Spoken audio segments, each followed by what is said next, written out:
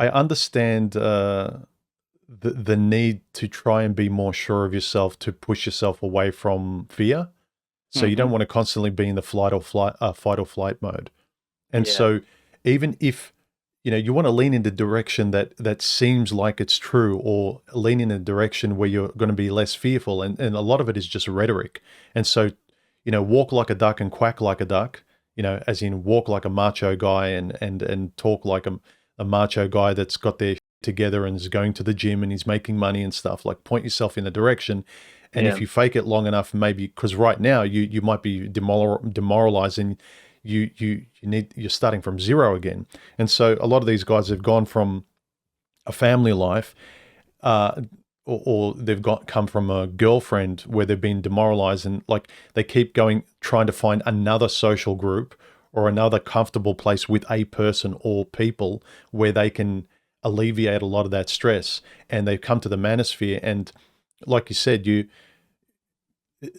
again, you keep coming to the point where if you're honest, you realize that I'm not comfortable. This doesn't feel good.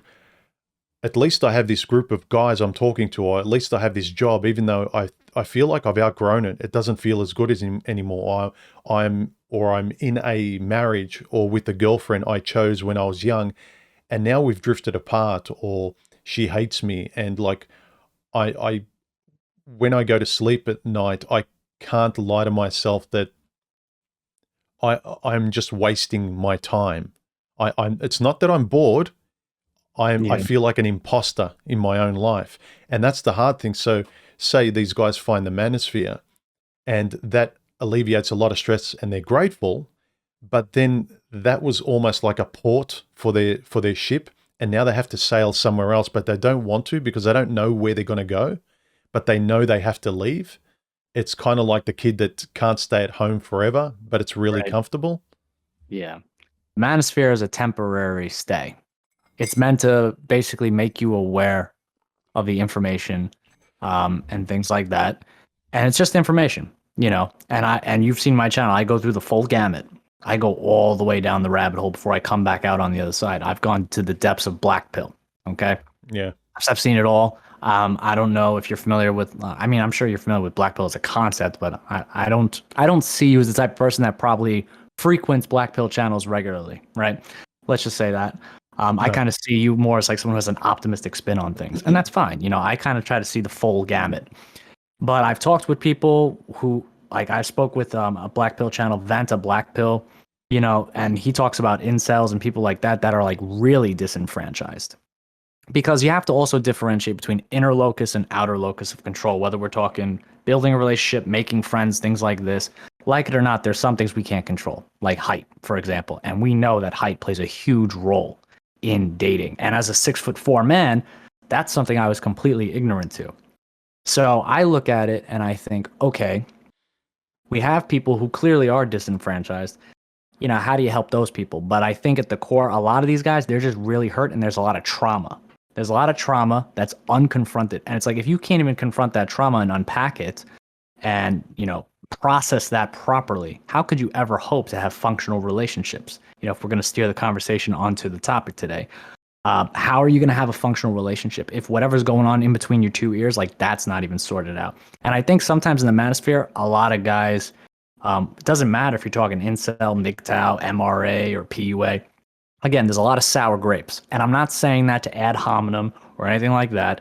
I lived it. I've had that feeling. I know what it's like. So I just look at it and it's like, okay, fair enough.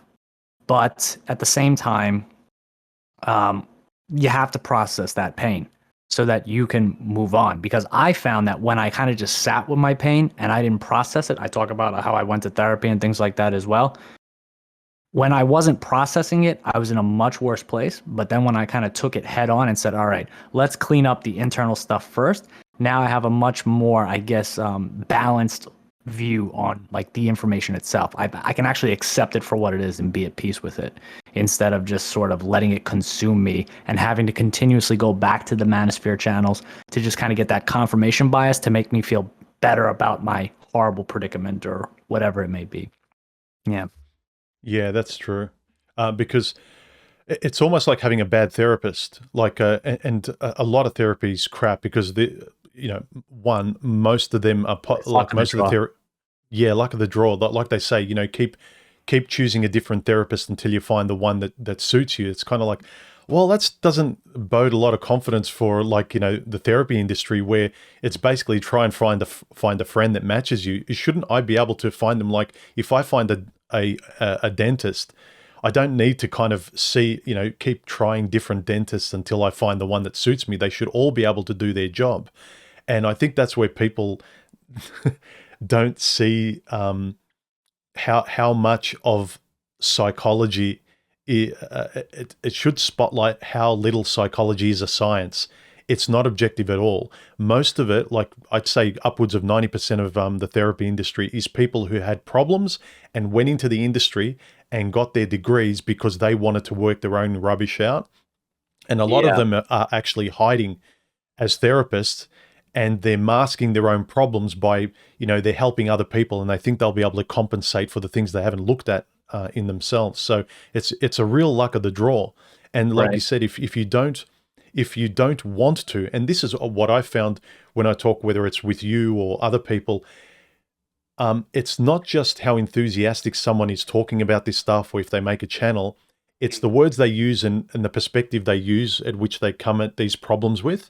If you're just regurgitating memes that, like you said, is the echo chamber that just sort of satiate you, and you're feeling good and you're not taking responsibility, and you're pushing yourself further and further away from past trauma, your childhood, your mother, your ex-girlfriends, if all your rhetoric, if all it's doing is throwing mud at the past and Yeah. distancing you that way, you can actually hear it in somebody. When I listen to your channel, you're someone, and even before I saw your channel, when you were commenting under mine, I can tell people, like even Boffin here, when people are much more balanced, they're more reflective, they're not sort of myopically one-sided with the argument. It's not just I'm an angel and they're a villain. It's kind of like, yeah, we can talk about, when you watch a story, the villain is a human being. He's got human aspects as well, so you can see all sides of the things, of the spectrum, and in that way, you can work your problems out more effectively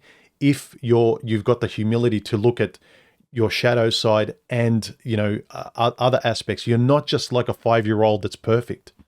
Yeah, yeah, I agree. And I think again, I have to make the concession though that I wasn't always like this. I definitely would say that when I first entered the space, even like 2 years ago, like I've probably done more growth in the past 2 years than I've done in recent memory. But I kind of was in that myopic place, and I can concede that. But what I'm saying is, like, as we said with the manosphere in general, it's a temporary stay. It's like a hotel. You're supposed to check out and move on with your life at some point, but a lot of people unfortunately don't. But yeah, in the therapy thing, I don't know if you've heard of William Costello. He's actually pretty cool. No. He's a psychologist. He's working with David Buss, considered one of the fathers of evolutionary psychology. So if you're looking for like the psychology as a science, you're correct in that the mainstream just kind of subscribes to the social science model. Everything is a social construct, right? We know obviously that evolution doesn't stop below the neck. Our brains evolved, they were optimized for these things as well. And that's what evolutionary psychology tries to address. But of course, the mainstream, they're in their feelings and they say, well, I don't want you to reveal anything that might be unflattering or inconvenient. But it's like, it's just baked in. It is what it is. The sooner you accept it, the better off you're going to be. But I think if, like, in the case of therapy, I think for men, like, I lucked out. I have a female therapist, which, is kind of, I guess, unorthodox or ironic, perhaps, given the nature of this space. Be that as it may, however, I got lucky. I would strongly recommend for most men, your therapist should be a man. And given the context of the men in this particular space, I would say male therapists who aren't shy about broaching the evolutionary psychology topics. Like if you're going around and you're talking about, well, I noticed this behavior and this, that, and the third, they don't just dismiss you and say, hey, that it's a social construct. Like they actually talk to you and take your concerns seriously. But that's hard to find because, again, Evo Psych gets dismissed as pseudoscience, but when David Buss starts rolling out the studies, and he will eventually, again, he's going to have the last laugh. But in the grand scheme of things, I would say yes, male therapist is probably better. And in terms of therapy, I guess it would depend on what type of person you are. For example, I look at someone like you, I think cognitive behavioral therapy, if you were to pick some type of therapy, would probably work where you're actually looking at the behavior itself. Versus a guy like Oh me, it's yeah. like, versus a guy like me, it's like, no, I need to intuitively understand this thing down to the root before I take any action. Someone like me, you would probably use something like psychodynamic therapy, where like you're reflecting internally and thinking about how you think. Well, why do you think that? How do you deal with that? And I think the manosphere does do a decent job at least like supporting one another and helping each other. But if you're looking for professional help, again, these are the kind of things you have to look for, I would say, when looking for a professional, if you want to. It worked for me. Doesn't mean it's going to work for everyone, though. Yeah, but that comes down to you knowing what needs to plug into you to sort of alleviate the stress over here and sort of increase this over here. And like when you're honest enough to look at the areas that you're irritated in your life, what's bothering you, not just to put on a band-aid and go on as you were, Yeah. that makes a big difference. But again, like I say, what do you do with the guy who really is just built for 2.5 kids mowing the lawn and watching football? And he's really trying to chew on this stuff, but it's like, pushing a boulder uphill. Whereas like for you and me, it's like pushing a boulder downhill. So Right. it really, it's not a one size fits all. So that's why No. sometimes I can sympathize with someone who's nothing like me. Um, and like I can sympathize with the guy as long as the guy's being realistic. But if a guy is being sort of your typical uh, manosphere dude who really is just being entertained by this stuff, but pretending that it's serious, and he's using it as an ethical implementation into his life, but he's really not. Because then you look at, what are the channels you watch the most, and it's like, oh, I watch Fresh and Fit, and I watch this, and I watch. It's like that's entertainment. You're not. You're the person that watches reality TV and pretends you're into social psychology. You're not really into it because you're not reading books. You're not taking it seriously. You're being entertained by this stuff. True, true. And I think, yeah, one of the points here, how guys talk a big game about men and honor and building things.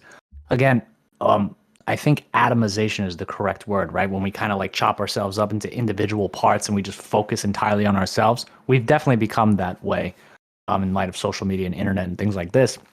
And if you take something like the Fresh and Fit podcast, these people will go out and they will be with a bunch of girls, and then they'll turn around and then they'll want all the things in a wife. And there's always something about that kind of irked me a little bit. Like, I understand if you actually are the quote unquote high value man who has that leverage, yes, there are women who will deal with that and you have your deal. But I always look at it, it's like if you want to talk about honor and, having that sense of traditional value, I don't see that in people like that at all. Someone like me, I would say, is someone that's more like in line with traditional values. Like women wise, I've only been with 2 women and I'm 32 years old. So obviously I'm someone who has very serious attitudes towards this type of stuff. So I don't know if someone like Fresh and Fit would be good for guys that are on that path, but if you're just looking to have your fun, then whatever. But I think for the guy who's looking for 2.5 kids, kind of this whole self-improvement rhetoric that you're seeing everywhere, very good stuff, valid, and that might just be simple enough for them. Go to the gym, take care of your clothes, make some money, things like this. And then you got people like us, it's like, I think it's a little more nuanced and deeper than that. That's not going to quite satiate me, intellectually Uh, speaking. I would have. Firstly, hi Boffin, how are you, man? Hello. Um, Firstly, like I think with certain guys that are a little bit beyond that, you would have tried that anyway. You would be doing that. You're astute enough to know that if you do go out socially or if you do go on a date, you dress well. In your own life, you don't let yourself get morbidly obese. So you're in tune with keeping yourself in line anyway at a base level. So you don't need to be told the basics of what is superficially sort of either attractive or respectable in society, or respectable on a date, or respectable, or what girls like, or how a guy should be. Generally, we're not that rebellious that most guys who think about this stuff will intentionally push themselves to be the worst version that they can be and then complain about the results of that. I don't think we're like that. But it's Mm. go ahead. I just forgot my train of thought. I mean, there definitely are self-saboteurs, no doubt about that. But I really do believe that there are some guys that, like, you and I might look at this and just quite frankly say, well, yeah, just like take care of yourself, you have a skincare routine. Take care of your skin. Brush your teeth. Go to the dentist 2 times a year. Get a checkup annually with your primary care physician. Of course. But you'd be surprised how many people like totally clueless. You could see like consider the psychologist Jordan Peterson, right? Why did that guy get so popular? Because the idea of taking personal accountability, it was such a foreign concept at the time to so many people that it just kind of it galvanized this whole self-improvement thing that again the guys looking for the 2.5 kids was going for. And then there's guys like me looking at it like, yeah, okay, that's good, but I think there's more to it. But I do think that also we live in a day and age, remember, where we like have all this technology, right? You have men, instead of going out and having relationships with women, they're just watching videos on the internet, right? That's basically tricking your evolutionary brain to thinking you're reproductively successful when you're actually not. But it keeps them satiated, so they don't go out and pursue that. Then they go and play video games. Well, I don't have to go out and be successful. And again, I have no problem with video games. I'm a big gamer, but I don't game as much as I used to. But I understand the idea that playing a video game and beating levels, it creates the illusion of success. So if I fail out there in the real world, well, at least I can, in comfort, still have my success in video games because men's brains are kind of wired that way to go out and achieve success. So again, it's like our brains. I think I said it on your video. I don't know. I think you're familiar with the computer, the BBC Micro, right? Like a really old school computer. Like if our caveman brains are our BBC Micro, our modern brains are like an iPhone. Like it's like it can't connect. It can't understand the difference, which is why we fall into these psychological traps. But Yeah. but yeah, I mean, in the grand scheme of things, I do think definitely there are some people that make excuses and self-sabotage and things like this. But again, then you look at the incel camp. I think there's a lot of people where it's really external locus of control. There's not much they could do about it. They're just not that attractive. They're in that 60% that's like, a genetic dead end. And granted, in that 60%, yeah, sure, some of them were like, they went off to war and died, and that's why they didn't reproduce. But you understand the basic gist of what I'm saying. Not all people are created equal. Some people are pushing a boulder up a steeper hill than others. We can acknowledge that and things like this. But I think empathy is definitely the discussion we need to have. And I think technology has made it much more difficult to facilitate and build these relationships that we're here to discuss today about, like friendships, relationships, all that good stuff. Yeah. Yeah. And yeah, again, if all you're doing is being, you can plug into distractions like whether it's video games or whatever, and just get like a little buzz here and there, you're not really forced to engage. You're not really forced to engage people, the reality of people and life. Exactly. You can engage you're essentially engaging with your own imagination. You're creating a simulacra. Yes. You're kind of you've got this solipsistic world. And I noticed this, I've mentioned this a few times. I really noticed it was a vast difference between before I showed my face on camera and after. Before I showed my face on camera, um, I got much less pushback from the manosphere because I think I was their voice running through their head as they were listening to me. So I was like a really good inner voice. And I'd say as well, Stardust would be the same to a lot of people. He's got a really great voice, and he's almost like the best version, the most articulate, intelligent version that guys listening to him could have. So, in some subconscious way, he speaks for them, or I did before. And as soon as I showed myself, people were confronted with, "Hey, this is another person. I don't like this. It's not my own voice. It's not my own thoughts through my head, me believing it's my own voice. It's actually somebody else." Yeah. It's a little bit easier to identify with a disembodied voice, I would say, than it is. And sometimes, you have people like they'll invent caricatures, like they'll basically name their channel a character, they'll have like cartoon and drawing art and things like this, and that represents the character and people resonate with that avatar. So people definitely, I'd say, like that. as well. But at the end of the day, face, no face, that personally doesn't have an impact on me. It's just, are you saying good ideas, or are you doing something that ultimately detracts from the discussion? I mean, that's ultimately what I'm looking at. But I do get what you're saying, that when you kind of just, they have to hear your voice, that's all they've got to go on. But once you show your face, then they can start picking you apart, and then the ad hominems come in and all that stuff. Yeah. It's just interesting, like, and I'll ask Boffin here, because I noticed, like, whether it's Boffin or other people, like even just for this chat, 572 couldn't make it because he'd already organized to catch up with a friend. And I've noticed with the younger generation, that's less likely the case. Whereas kind of middle-aged to older people, they're like, oh yeah, well, I've already organized to catch up with someone else. They're much more plugged into the real world than they are online. Yeah, we were having a chat the other night about how omnipresent telephones are, cell phones are now. It amazes me how connected they become an appendage for, certainly the under 40 crowd. People can't live without them. They have to be online all the time. Yeah. Yeah, I always say this. Yeah, I say that we've never been more integrated as a species, yet disconnected as humans at the same time. Yep. It almost seems as if, the last couple of generations are more comfortable interacting online than they are in real life. And well, it really brings to light how important the quality of a relationship or just a handful is compared to the quantity of millions. Yeah. Like it really sort of psychologically shows.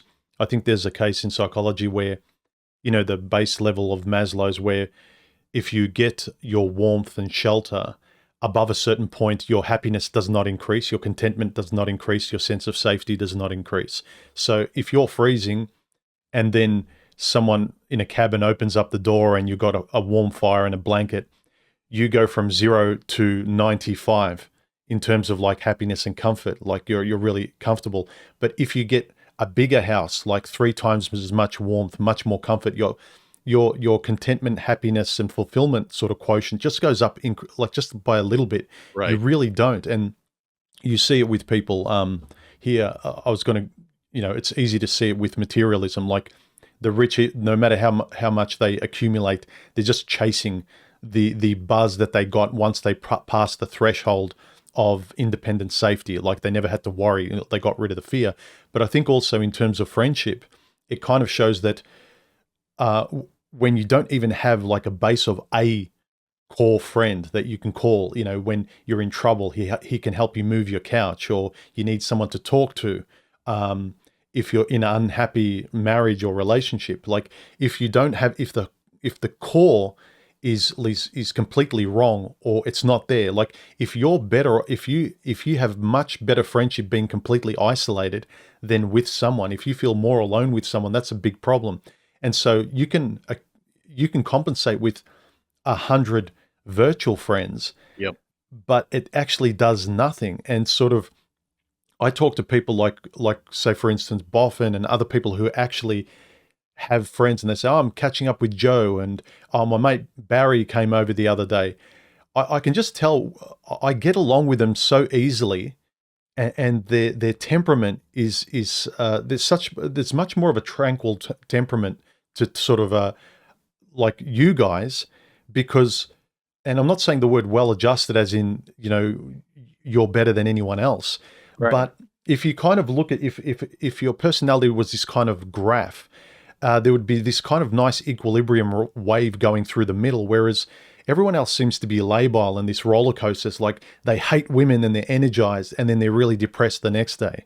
And you can sort of see it in their conversation. And I think it's directly linked to the way they engage with people, whether they have just 1 or 2 quality relationships compared to a person that thinks they have their life in order and have, a million subs on Instagram and Facebook, but they're completely alone.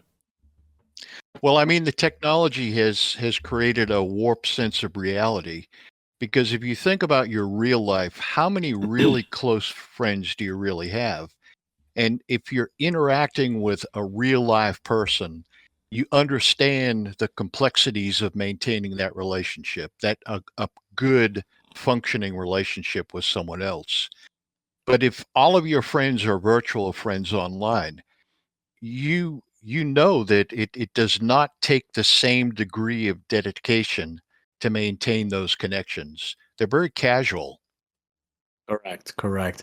We have an old saying, I'd rather have 4 quarters than 100 pennies. But for some reason, it seems that that's been turned on its head in the age of the internet. People Yes. would rather have 100 pennies on Yes. Instagram than 4 quarters in real life. And I'm like, Exactly. but when your Wi-Fi goes out, like, who do you got? That's how I look at Yeah. it. Yeah. Exactly. And there's less effort. Because, for Yeah. instance, one of my best friends, he just moved across country. So about 4 to 5 months ago, he just moved because he always wanted to move. And after the here, he just kind of, he had enough of it. And so he just kind of went.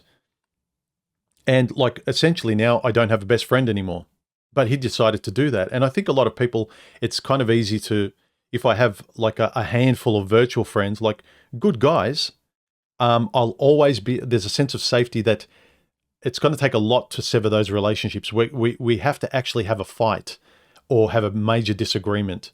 But generally I can count on virtual relationships with guys I really interact with. But you really can't, because I've noticed over the years, people that there's some guys that I won't mention that I was kind of talking to all the time. I thought we were good, like that they were close buddies of mine online, and all of a sudden they just drop out of nowhere. And you can just ghost people, Yep. and I think it's a lot harder to do that in real life without a good reason. Correct. Well, Correct. you have to wonder if a person has been socialized online and they're used to making friends, virtual friends online. You have to wonder about their ability to maintain a relationship in real life. And I kind of think about the struggles a lot of these young guys have where all of their initial connections to women happen virtually. They miss layers and layers of, the verbal cues, the body language, and you know you have to wonder how well equipped they are to really maintain that relationship in real life once they establish it. If they've missed years and years of learning all of those subtle cues that you take it, from interacting in the real world. Absolutely. Yeah, and I've always felt that, like, I've never wanted kids or family and things like that. But I put a lot of effort into, visiting family whenever I've been single. Like I put a lot of conscious effort into my relationships. I've even noticed it's even parallel to my channel. Like I put effort into maintaining a relationship with my audience. I'm constantly showing up and providing content because I want to keep that going. I want to keep the conversation going. I'm I'm much more interested in creating discussions, relationships, friendships, keeping that going. I'm not like because the ideas only come from that very real dynamic of honest conversation between people that are are friendly amongst each other, rather than we're not. I don't see my channel as, and I never felt comfortable about being some sort of academic that's putting out a paper that has to be perfect, and we're all sort of like rubbing our chins and contemplating this stuff in an academic way, as though I'm handing in a paper and I want to get a pass, so I pass my exam or something. So it's always been much more social to me. Yeah. I mean, I would say when I was first putting out videos, it was definitely it felt more academic, but eventually you kind of get people who are like-minded that show up and then you start having conversations with them. And yeah, at the end of the day, it is just people. But again, when you are spending all your time on the internet, if you didn't grow up in a time before the internet existed, I was like the last boat out. Like I was born in 1990, right? I'm the last boat out. I'm looking at it and I'm just thinking like, yeah, the idea of just like as Boffin said, being able to read body language, being able to read a room, like, okay, tensions are riding high in this room, like all that just is completely lost. It goes Yeah. over the head, like completely. Like, oh, I might be in a dangerous situation right now or something like this. It's like their heads are in the clouds like zombies. And the thing is, my generation was the one that like the baby boomers used to complain about. But now it's like now I'm seeing Gen Z and later, and now I'm thinking the same thing. And it's like that transition from the rebellious kid to the get off my lawn. Like that's starting to happen to me. It's yeah, it's kind of scary, but that seems just to be how it's always been.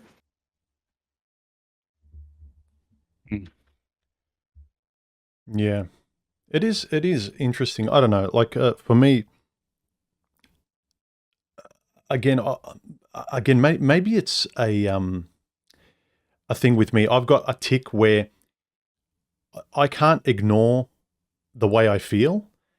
And the more in, say, the manosphere, guys were saying, ignore your feelings. That's what chicks do. The answer is here with the mathematics and the science and stuff. And everyone's kind of chanting that stuff. And it does make sense. It does answer a lot. But if it's not making the way my mood, doesn't alleviate my mood, doesn't change things, you can shame me all you want, but the mood is still there. The fear is still there. The uncertainty is still there. So I can't keep chewing on the same gruel and the medicine's not working. And your solution is, well, you're a loser. Keep going to the gym, keep making money, keep regurgitating the same manosphere memes. Like, I can't keep Tony Robbinsing the same material, and I innately know it's not working for me, no matter how much you tell me to repeat it. Right. And I can tell you from personal experience, it doesn't work. Just tough it out. I spent 10 years drinking. It didn't work. I had to, like the gym, didn't work. I had to go to therapy. I had to check in. I had to talk to someone and say, all right, let's lay it all on the table. I'll be 100% candid with you on this.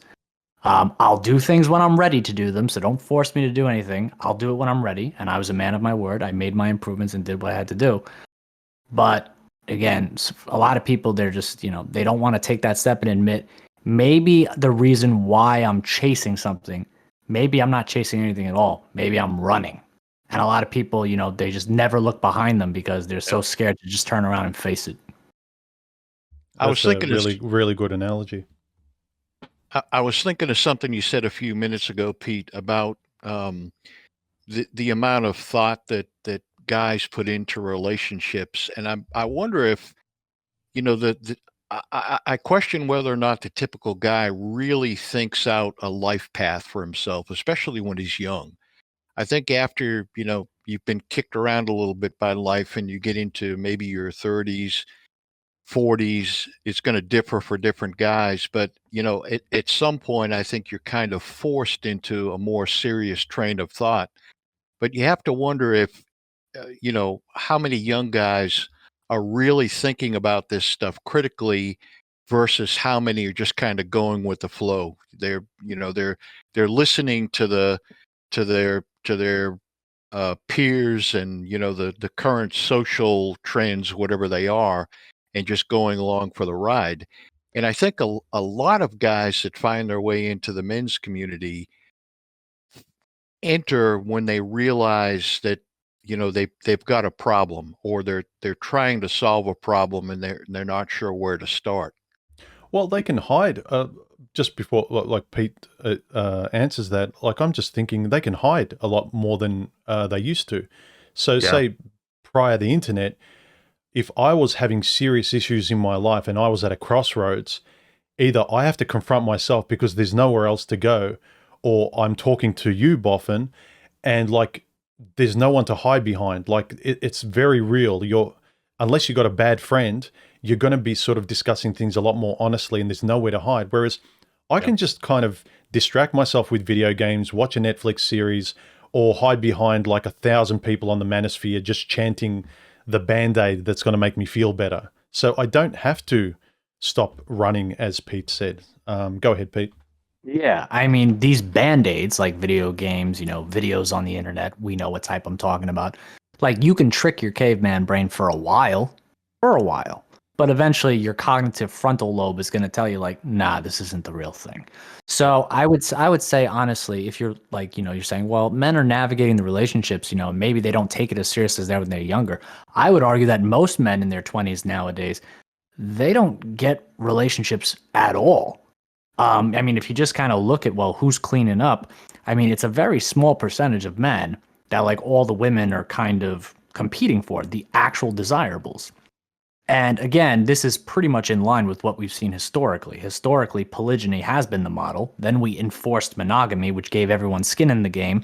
And as a result of that, we had one of the greatest booms in industrial society that we've ever seen, right? Yeah. Because everyone was motivated. Everyone had a family to come home to. But then 1960s came around, you put out the birth control pill, you made all these laws, you deregulate everything. Are you surprised that we went back to the default? No, of course not. So in the same time, though, we also know, whether we want to admit it or not, women roll their eyes when we say the word hypergamy. It is what it is. So if a woman goes, right, traditionally speaking, throughout history, they've wanted protection, they've wanted provision, they've wanted parental investment. Well, they can get jobs now, so they can get their own money. They can get education now. They have their own status. They have 1 million followers on Instagram, which makes them think they're on par with an NBA player. Delusional, but that's what they think. So they think they have status. Okay. So what's left? The police and the military protect them. So this is where, Spetsnaz, I've watched his stuff. This is where the whole male disposability hypothesis comes from, right? This idea that like we're kind of just a utility. And of course, how does that make a man feel? Not particularly good. So, that's kind of, I think, what's going on for most men. But if women are looking at men, it's like, well, you're half of the deal. I can kind of fulfill myself. And men, they still want to get laid, of course. They still want loyalty from women, exclusivity, of course. And they want to be able to pass on their genes and have kids, the 2.5 kids. This is most men. You're wired to want this. But we have a civilization where everything men want, they still want it. Men have not changed much. Women have changed drastically because we have changed the system and upped the ante. So now we gave them more. And like you said, the materialistic person, they always want more, even though they end up miserable at the end of it all. But what this does is it cuts out all the average Joes. And the only criteria women have left is, well, is he attractive? And that's who they go for. Look at Tinder, look at the dating apps. This is who they go for. They go for these guys. And beyond that, they only deal with the guys who approach them. Women do not approach generally. So that just kind of leaves most of these average guys waiting for the right moment. It never comes, and they feel alone and disenfranchised. And then they end up in places like this. And that's kind of what happens. And we try to help them process it so that they can move on in spite of it. At least that's the idea. It's kind of a bit not a bit troubling, but from relationships, which is the obvious that sort of most of the guys will be listening to this conversation, and like most of the sites related to my channel, they're kind of already aware of this stuff, and they're trying to understand and sort of better themselves through it so they can sort of get some wins in life in the dating female male area.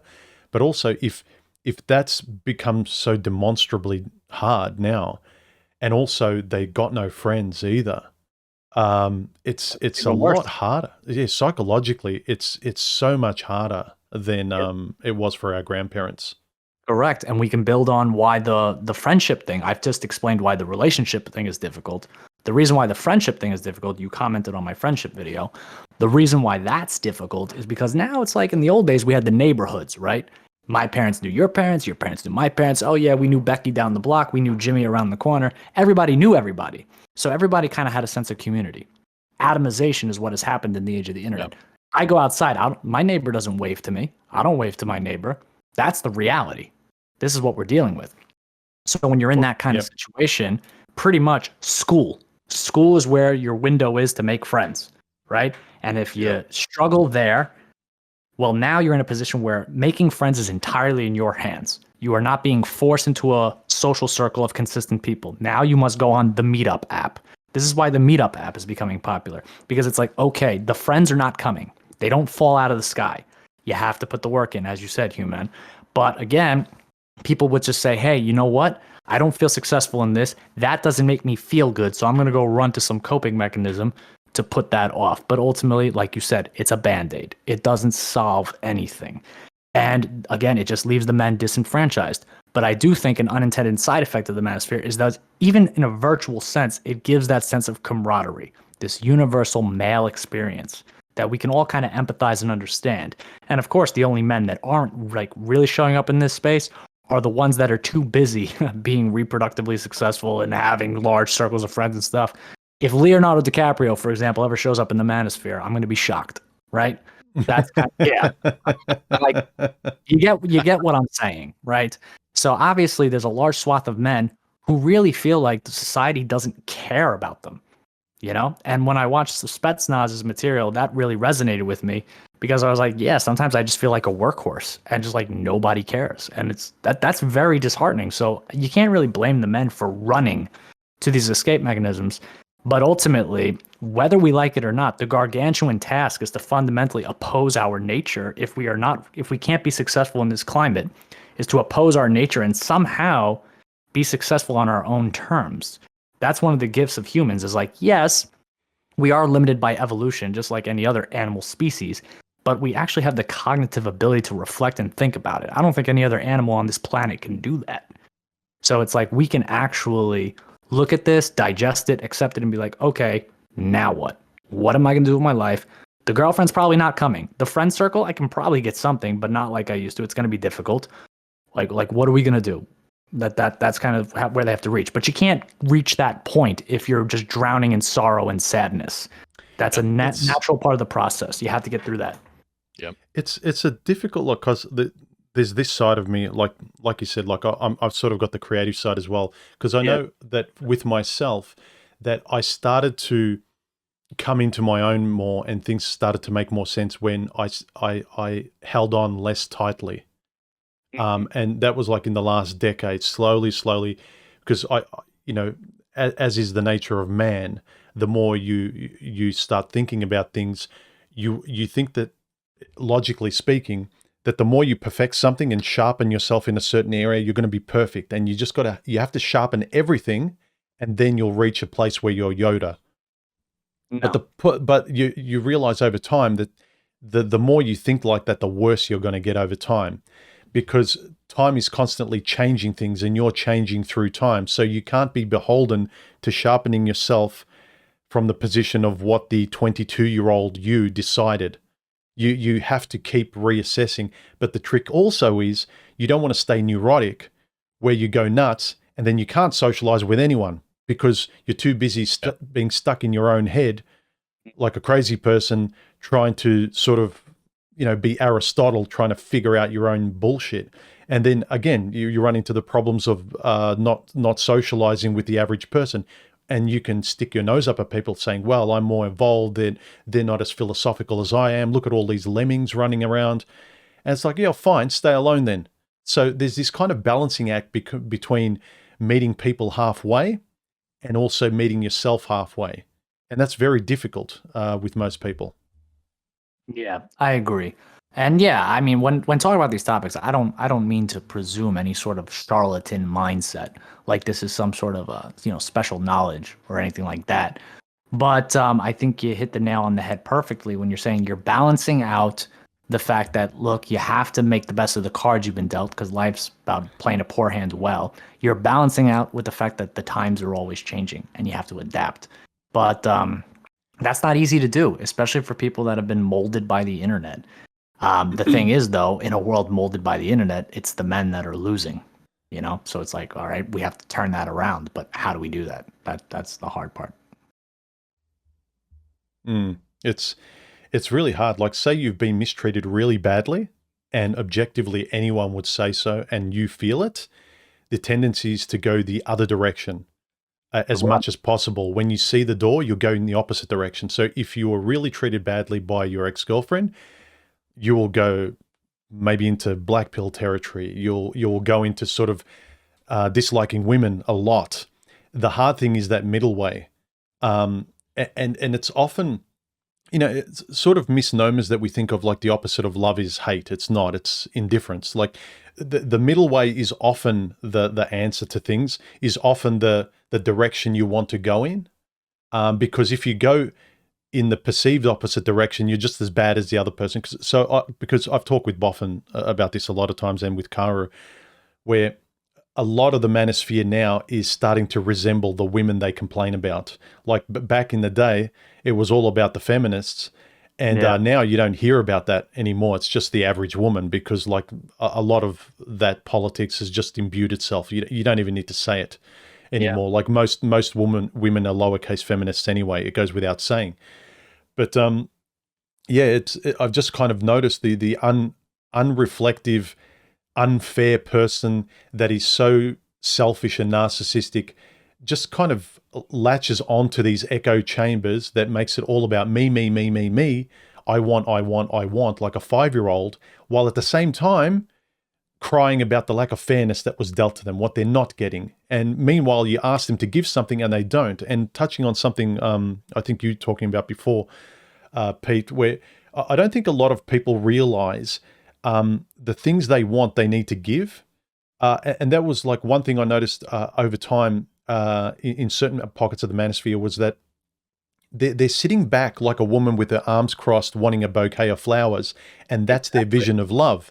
It's like, no, the more you give, and don't forget, men are human doings, whether we like it or not. The point is to give to something that reciprocates and is respectful to you and you feel proud of, that you're not humiliated by. So we need to recognize that we still are human doings. We actually get a lot out of doing where women don't. Accept it and have a good calibration, have a good barometer for who you give to, because then you're going to feel better. Then you want to give more. Then you feel prouder. Then your self-esteem. Then it makes sense. When I give $2 to this thing, I get something back. There's an equal exchange. Yeah, absolutely.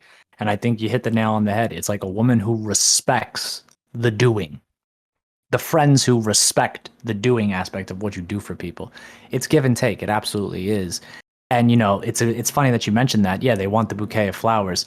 I look at MGTOWs, and sometimes, like, I swear, you look at MGTOW and then you look at female dating strategies Reddit. Just literally swap the she for the he. It's verbatim the same thing. Like, they're saying the same exact things about each other. And it's like, well, how does this benefit you? How does this get you the woman or man that you want? It doesn't. But you have to understand that they're in a place of rage, and they have to process that rage to get out of that. And once they get out of that, they'll probably have a more balanced take, like you said. But I think another good point that you brought up was this idea of expectations. Oh, expectations are the root of disappointment. You're just asking to be disappointed if you had that. And I want to differentiate that from standards and boundaries. Standards, are more negotiable, right? In life, when you get a woman or a woman gets a guy, the reality is this: you want 100% of what you want, but you're probably not going to get it. You might get some of the pie. Hell, you might even get most of the pie, but you're not going to get all of it, right? And that's compromise. And it's okay to have trade-offs. The whole trade-offs thing is the standards. Like, all right, you know what? I'll give you a little bit on this, but then in exchange, you give me a little bit on that, and then you work out a deal. While boundaries are completely non-negotiable. Boundaries are like, you cross this, you're out. And for example, infidelity would be an obvious boundary, right?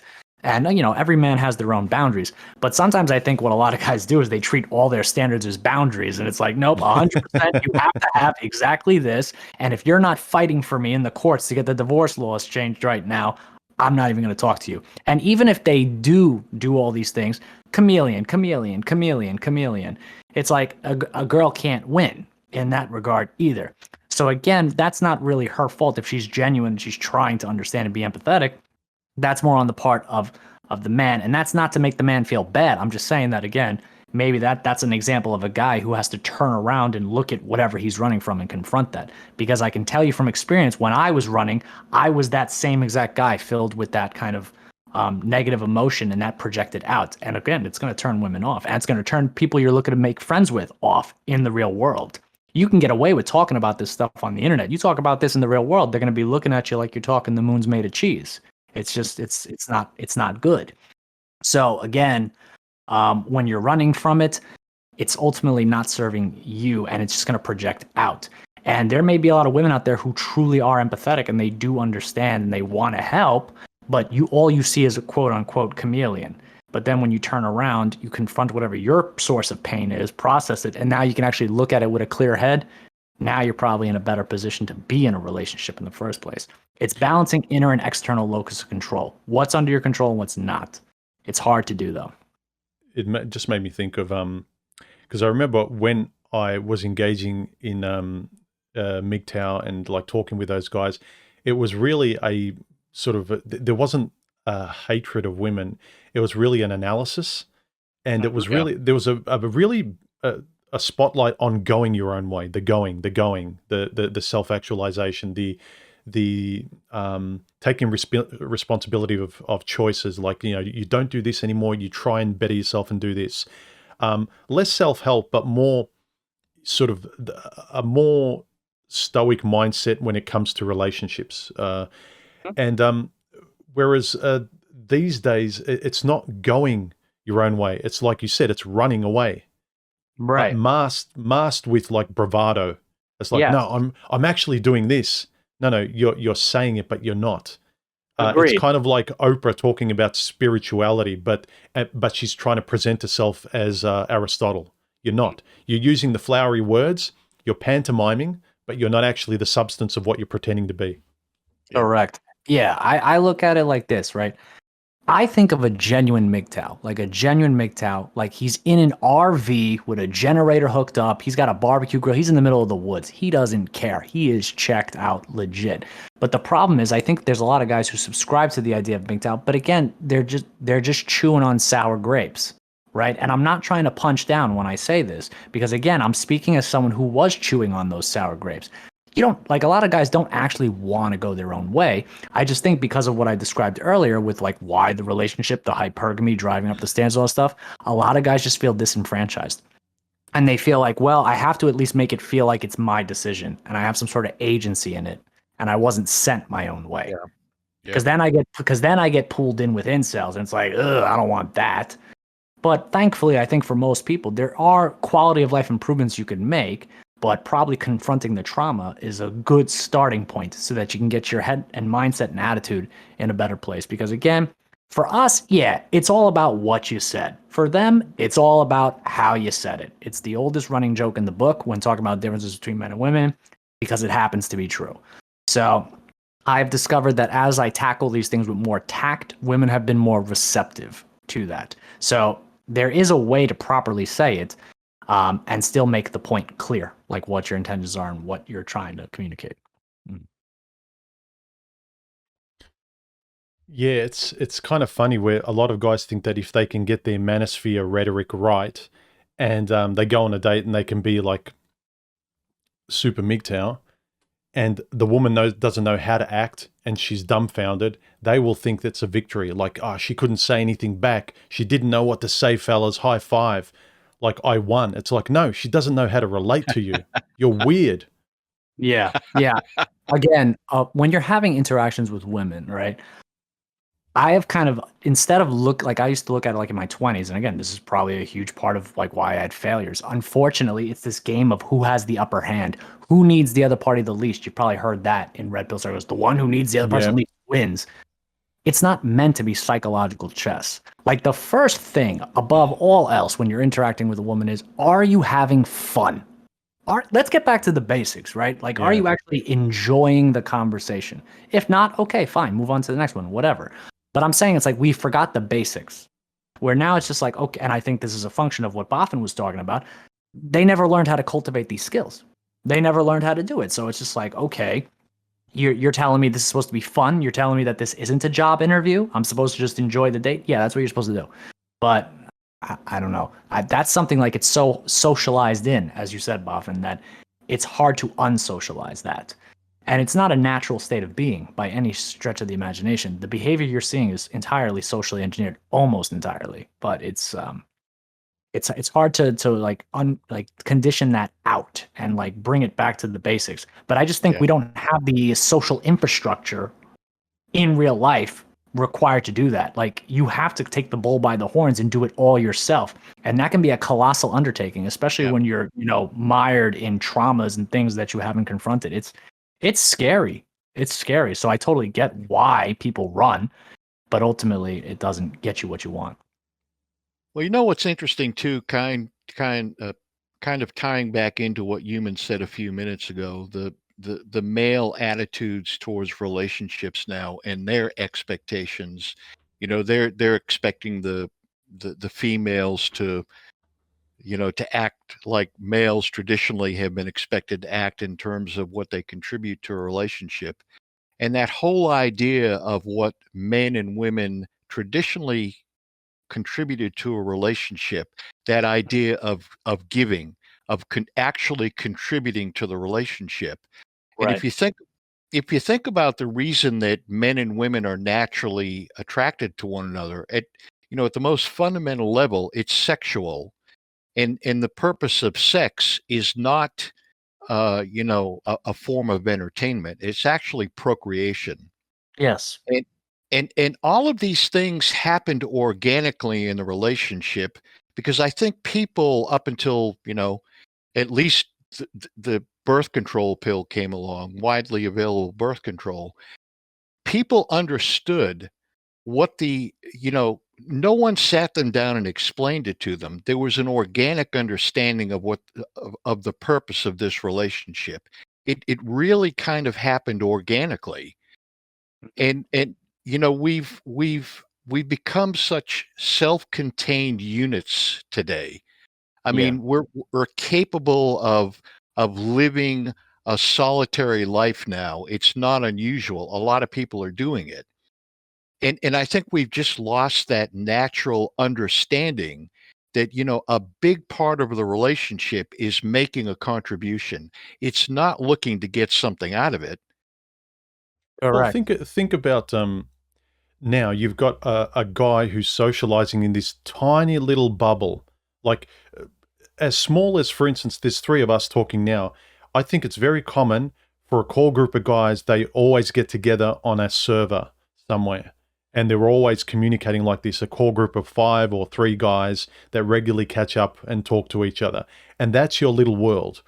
And if you're developing your moral philosophy and your personality through that, you try and date anyone, it's like, good luck, buddy. Like, that person's not going to understand your world.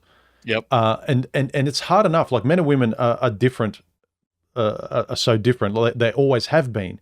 But what helped before was that there was this social handshake that everyone had to do out in society, the politeness, the civility, and also what men and women, how they were supposed to act and respect each other. And that sort of social dating handshake, pull the seat out for the woman, be respectful. Even if it was idle chit chat, they were even if those initial lines were rehearsed like memes on a date, they were kind of like a way to disarm complete strangers so that you could slowly learn their personalities.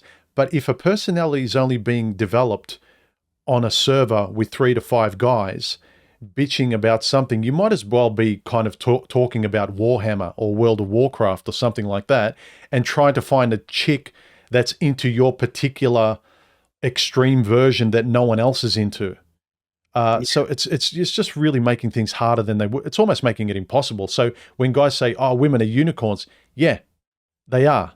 If I was you, I completely agree, but I'm not you, and I don't deal with the world, and my life is completely different to yours. So women aren't as much unicorns to me as they are to you.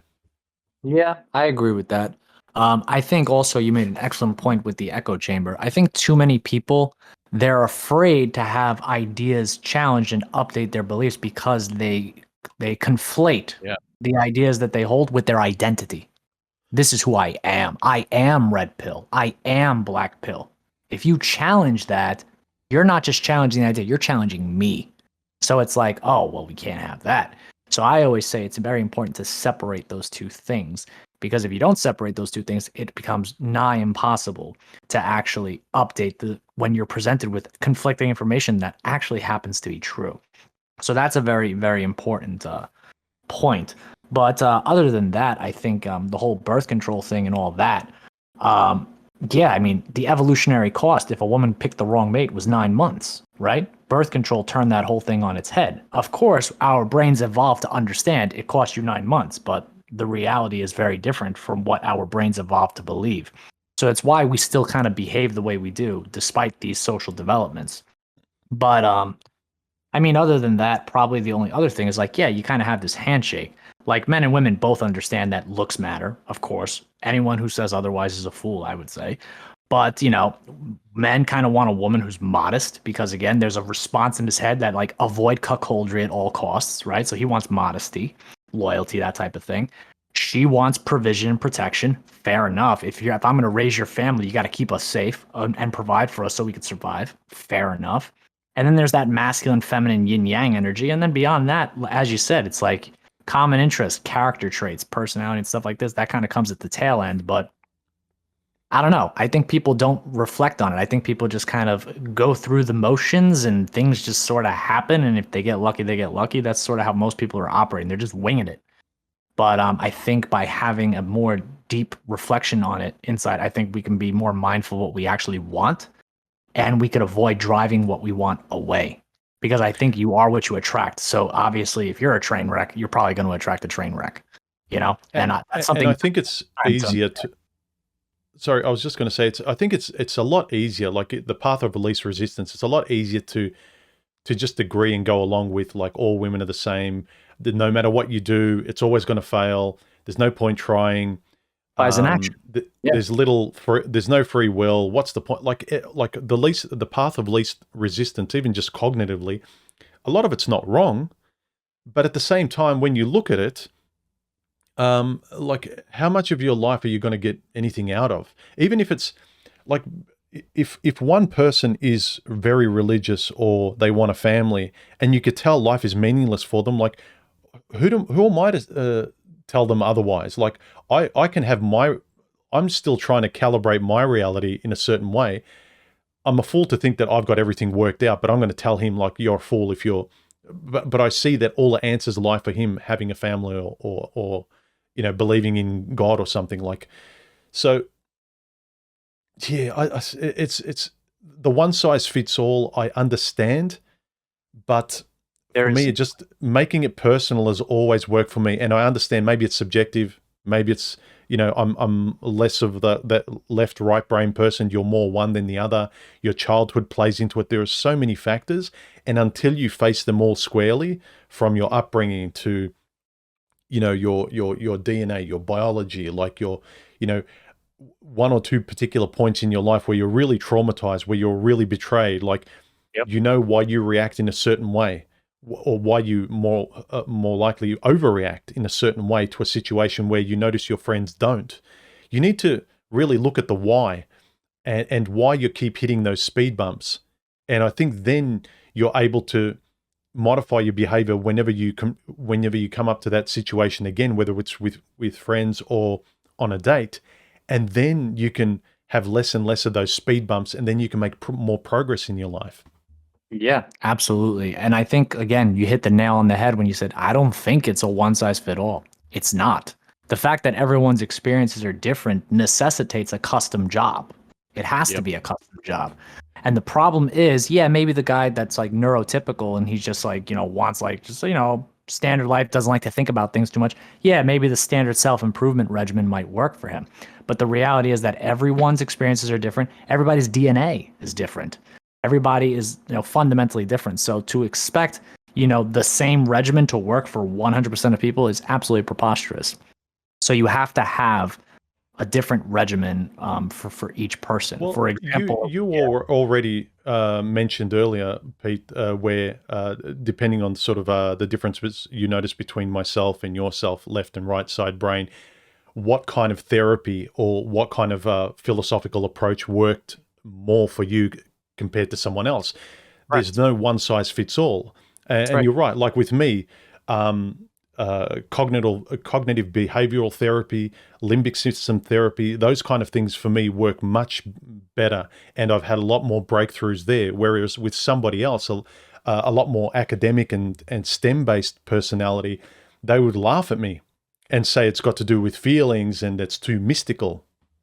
Yeah. And the thing is, it's not coincidence, for example, when you get like black pill, like it gets very scientific, right? You're getting into the genetics and the evolution and stuff like that.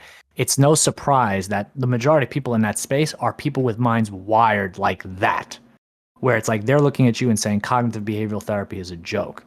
No, cognitive behavioral therapy is just not the solution for you. But it doesn't mean the attempt to find the solution shouldn't be made. You know, Well, you could just keep staring at the line and say cope until you're blue in the face. Life is cope. Everyone's coping with life, dealing with things as they come. But it's like, why do you have to be miserable for the ride? Well, why is that necessary or exactly. inevitable? Exactly. Like, if I see a religious guy who's married, kids, and like a lot of stuff that I don't agree with, I could never be, and I might sort of snicker at, I can't really deny that if this person's happy, he's not stressed, he laughs at everything I'm worried about. Basically, he's got a good life. Am I really right? If that guy's happy and contented, you get these guys on forums saying, he only thinks he is human. It's like, oh, come on, man.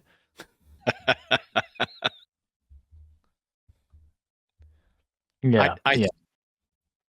I think one of the hardest things to get across to a lot of guys that find their way into this space is what you were just talking about, Pete. It's a custom job. Every they're all trying to solve their own set of problems, and they all have their own prior life experiences, their predispositions, personalities. And it seems like a lot of them are looking for, the checklist. Tell me the 5 things I need to do. And in reality, it's going to be a custom job for every guy that finds their way into this space. Yeah. I mean, there's a list of things to do, but everybody's going to have a different list. Like, for example, I think somebody who's like a legitimate incel, for example, like not like the ad hominem you hear in mainstream throwing around all the time, like they just legit have a hard time because of external factors. The regimen you give that guy is a little bit different from the MGTOW chewing on sour grapes. Right. Right. Yeah. So it's like, okay, the key to being able to help those people is empathy. Being able to imagine, okay, as a 6'4" guy, who's average looking, that's kind of my boat. What would it like? How can I imagine the life of a guy who is 5'4"? Like, try to imagine that. And it's like, wow, my life would be horrible, comparatively speaking, if that was my situation, right? So it's like, But okay, well, how do I try to help that person compared to what I would do in my situation? And that requires empathy to try to understand that guy and maybe what he goes through. but one of the great fallacies in the men's community is if you're over 6 feet tall, you've got it made. That's your card to success with women. Here's the thing. Height is one of those things. It's not the card to success, but it really helps to have it. Like, it really helps. Like basically, if you have the height, it's like, okay, if her eyes are screening for some look test, you pass that. You're good. You pass that. Yeah. And there's people who don't even pass that. That's what we're trying to say. So obviously those guys are going to have a very different experience than ours. Right. And that's why those kind of guys, they gravitate more towards black pill, and they don't stop at red pill because red pill doesn't fully explain their situation. But again, wherever you stop on this train, it's only meant to be a temporary stay. Eventually you have to turn around and confront whatever the beast is and move forward. But easier said than done, of course. Right. But Yeah. Oh, go ahead, Boffin. I was just going to say, my point is that there are a lot of guys with the mindset that that's one of the things on that list that they have to have, or they're going to be a failure.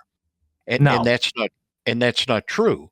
But if they're stuck in that rut and they believe I'm not 6 foot tall, I'm not 6'3", I'm screwed.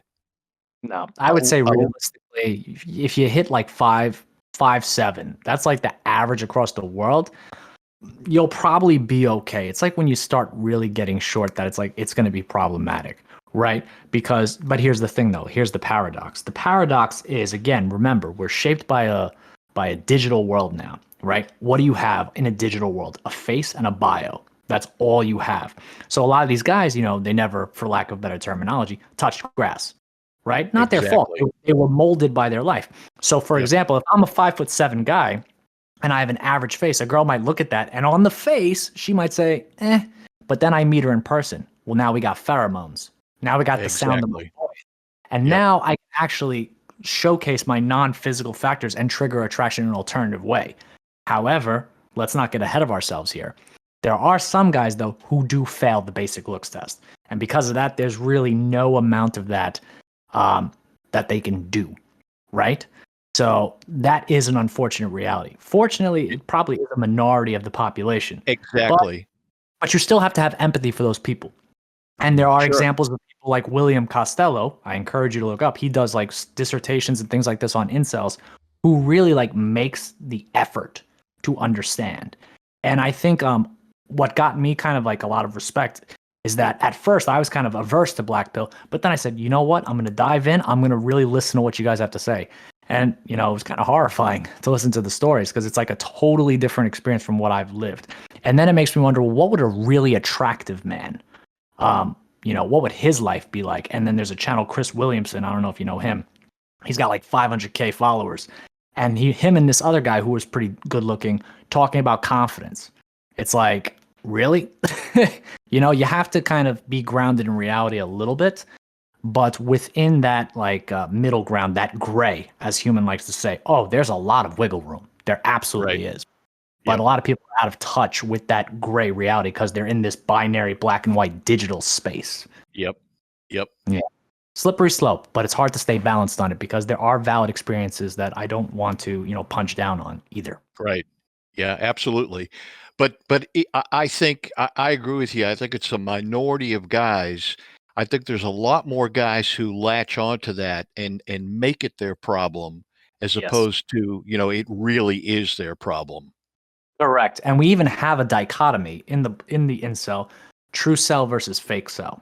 You can already imagine what it means. True cell is what I just described. A guy who legit is in that boat. The external locus of control is apparent. Look at his life history, you could see it. Right. And then there's guys like, let's say a guy like me, you know, struck out a few times, had it rough, and then I just say, it's over, I give up. I would be what you call a fake cell. Obviously, there are things I could do, but instead I'm just going to sabotage and say, well, you know, the dating game's unfair because of this, that, and the third. Oh, making friends is so hard. I'm not going to go on the Meetup app and do it. You know, I can make excuses until I'm blue in the face, but the only person I'm doing a disservice to is myself. So, yeah. Mm-hmm. Yeah, again, and in these little communities, whether it's incel or wherever, you have to be the extreme version of that person, and they're the only person. So there's no wiggle room out of it. So basically, you have to have the courage, like if you're a true incel, to have the courage to sort of separate yourself from the group. Again, go into the unknown.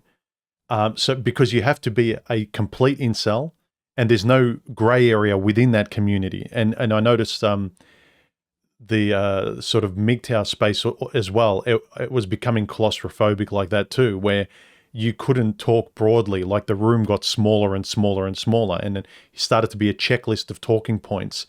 I remember when, like a few times where there would be a married guy who would comment under my videos. In the early days, you'd get a whole barrage of people coming down on him and saying, what are you doing here? You're married, like you're a loser, you're this, you're that, you shouldn't be here. If a woman commented, like, why are you here? You're fishing and blah, blah, blah. Mind you, they're not looking at the quality of conversation. Now it's not like that, but they used to. True, but the irony of the whole thing, again, it's like maybe it's human nature, right? The irony of the whole thing is like, okay, you're crapping on this guy for being married, and you're accusing this girl who's trying to be empathetic of being a chameleon, yet you'll complain and call out ad hominem when the person says, oh, MGTOW, you just never get laid, you're an incel, this, that, and the third. And it's like, you don't see the hypocrisy there. It's like, again, how can you expect people to give you positive if like that's not what you put out? It's no. What they're doing is subconsciously they're making their beliefs true. So when the woman comes on, it's part of their identity. They can't separate, which is why I mentioned that before. It's hard to separate the identity from the idea, but you must. That's the only way you can accept and move on. Yeah. So if a even-handed, articulate woman who is trying to understand you comes on, where you've got guys saying women never listen to men and they don't try to understand men, and you get a woman coming on trying to, and the guy's saying, fuck you, what are you doing here? You're a woman, you shouldn't be here. It's like, well, and you just confirm your own biases.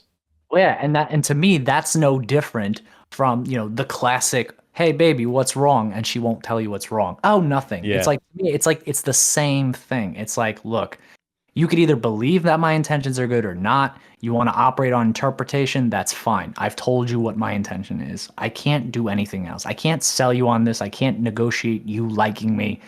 You either get my intention and you value it or you don't. And if you don't, I'm going to disengage and I'm just going to move on with my life. I tried to help. You know, men, that's all you do. like, yeah, you're right. The women, the vast majority of women who blame men for not talking, not opening up, yet they do everything they can to push the men away and not talk. True. I mean, and it's a two-way street. Yeah. You have men who make these decisions and it bites them. And you have women who make bad decisions and they get bitter and jaded as well. But again, it's just it's a circle of everybody just running from something. And it's like, you think it's scary to confront, and perhaps it is, but I promise you, once you confront it, you'll feel so much better on the other side. You'll feel like, wow, first time in years, I feel like I have a clear head. I don't have to grab a bottle of alcohol to just deaden my senses so I don't have to think about this. It's very refreshing just to kind of be in that mental state. And it's kind of embarrassing. Like, it's happened recently a few times. I think I did a video earlier this year when I had to get major dental surgery, and everything in me was just avoiding it, and I didn't want to do it. And I knew I would be so much happier when I pulled the trigger and did it, and I was. And there's so much of us know that our instinct will be happy and relieved, and our life will be so much better, but we don't. We just hold on to not doing what we're supposed to be doing. I think my personal realization was that whatever you're running from, just counterintuitively turn around, face it, and it disappears. And it almost always does. Yeah. And whatever you turn around and look at just disappears. Turn around, let it kill you, and you're fine. You don't die almost every single time. Yeah. Sometimes you have to sit with it. Because I think a lot of people, the reason why they don't act on it and they don't confront it is they think, well, what if I confront it and then I end up in a worse position than I'm in now? And a lot of people think that. But I'll be honest with you, very rarely does it get worse. Very rarely. I can't think of any situation where I confronted a fear that I wasn't holistically on balance. Even say you confront your ex and you want to break up or whatever, you confront the situation. When you do the right thing, you're always going to be prouder later on, even if you kind of look back and say, oh, I lost my temper, blah, blah, blah. But you pointed yourself in the right direction. The right thing to do is always the right thing to do, with very, very, very few exceptions. Correct. My father always said the same thing. He always said, do the right thing. Like, you know what it is. Everybody knows what it is. Don't tell me you don't know what it is. You know what it is. Just do it. And that's it. Like, don't even think about it. But, there's people that, like, they know what the right thing is. And they're like, nah, I'm going to do the wrong thing anyway. Because it's a quick and dirty solution. And it's going to serve me better in the short term. Or, nah, I'm not going to do it because I'm afraid, anxious, depressed, whatever it is. But again, if you stay too long in the manosphere, again, like you said, you just kind of get immersed in these negative emotions.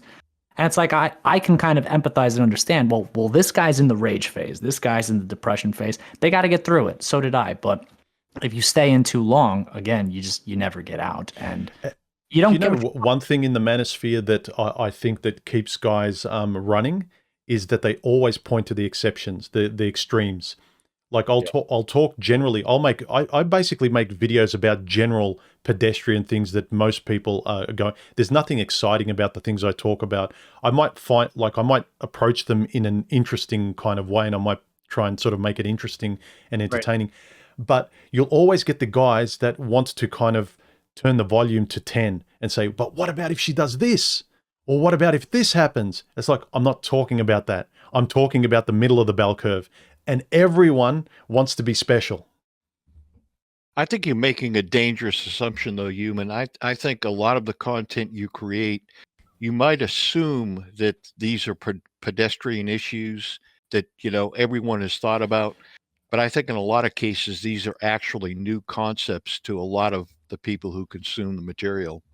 I agree. And I think when I said earlier, the idea when Jordan Peterson started talking about personal responsibility, again, you and I may look at that and think, well, yeah, you're supposed to just be responsible. But there were a lot of dudes that heard that for the first time and they were like, what? What's that? Yep. And it's like, and this is a function of being tied to the digital environment, never going outside and just dealing with things. It's like literally you leave your house, go to school, go to work, handful of things, then you go back home. Maybe you go out to a party and get drunk, but is that really an experience?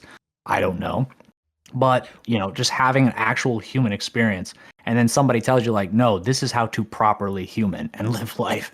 And it's just Well, revolutionary for them. Everyone keeps repeating the same point. Why was Jordan Peterson so popular?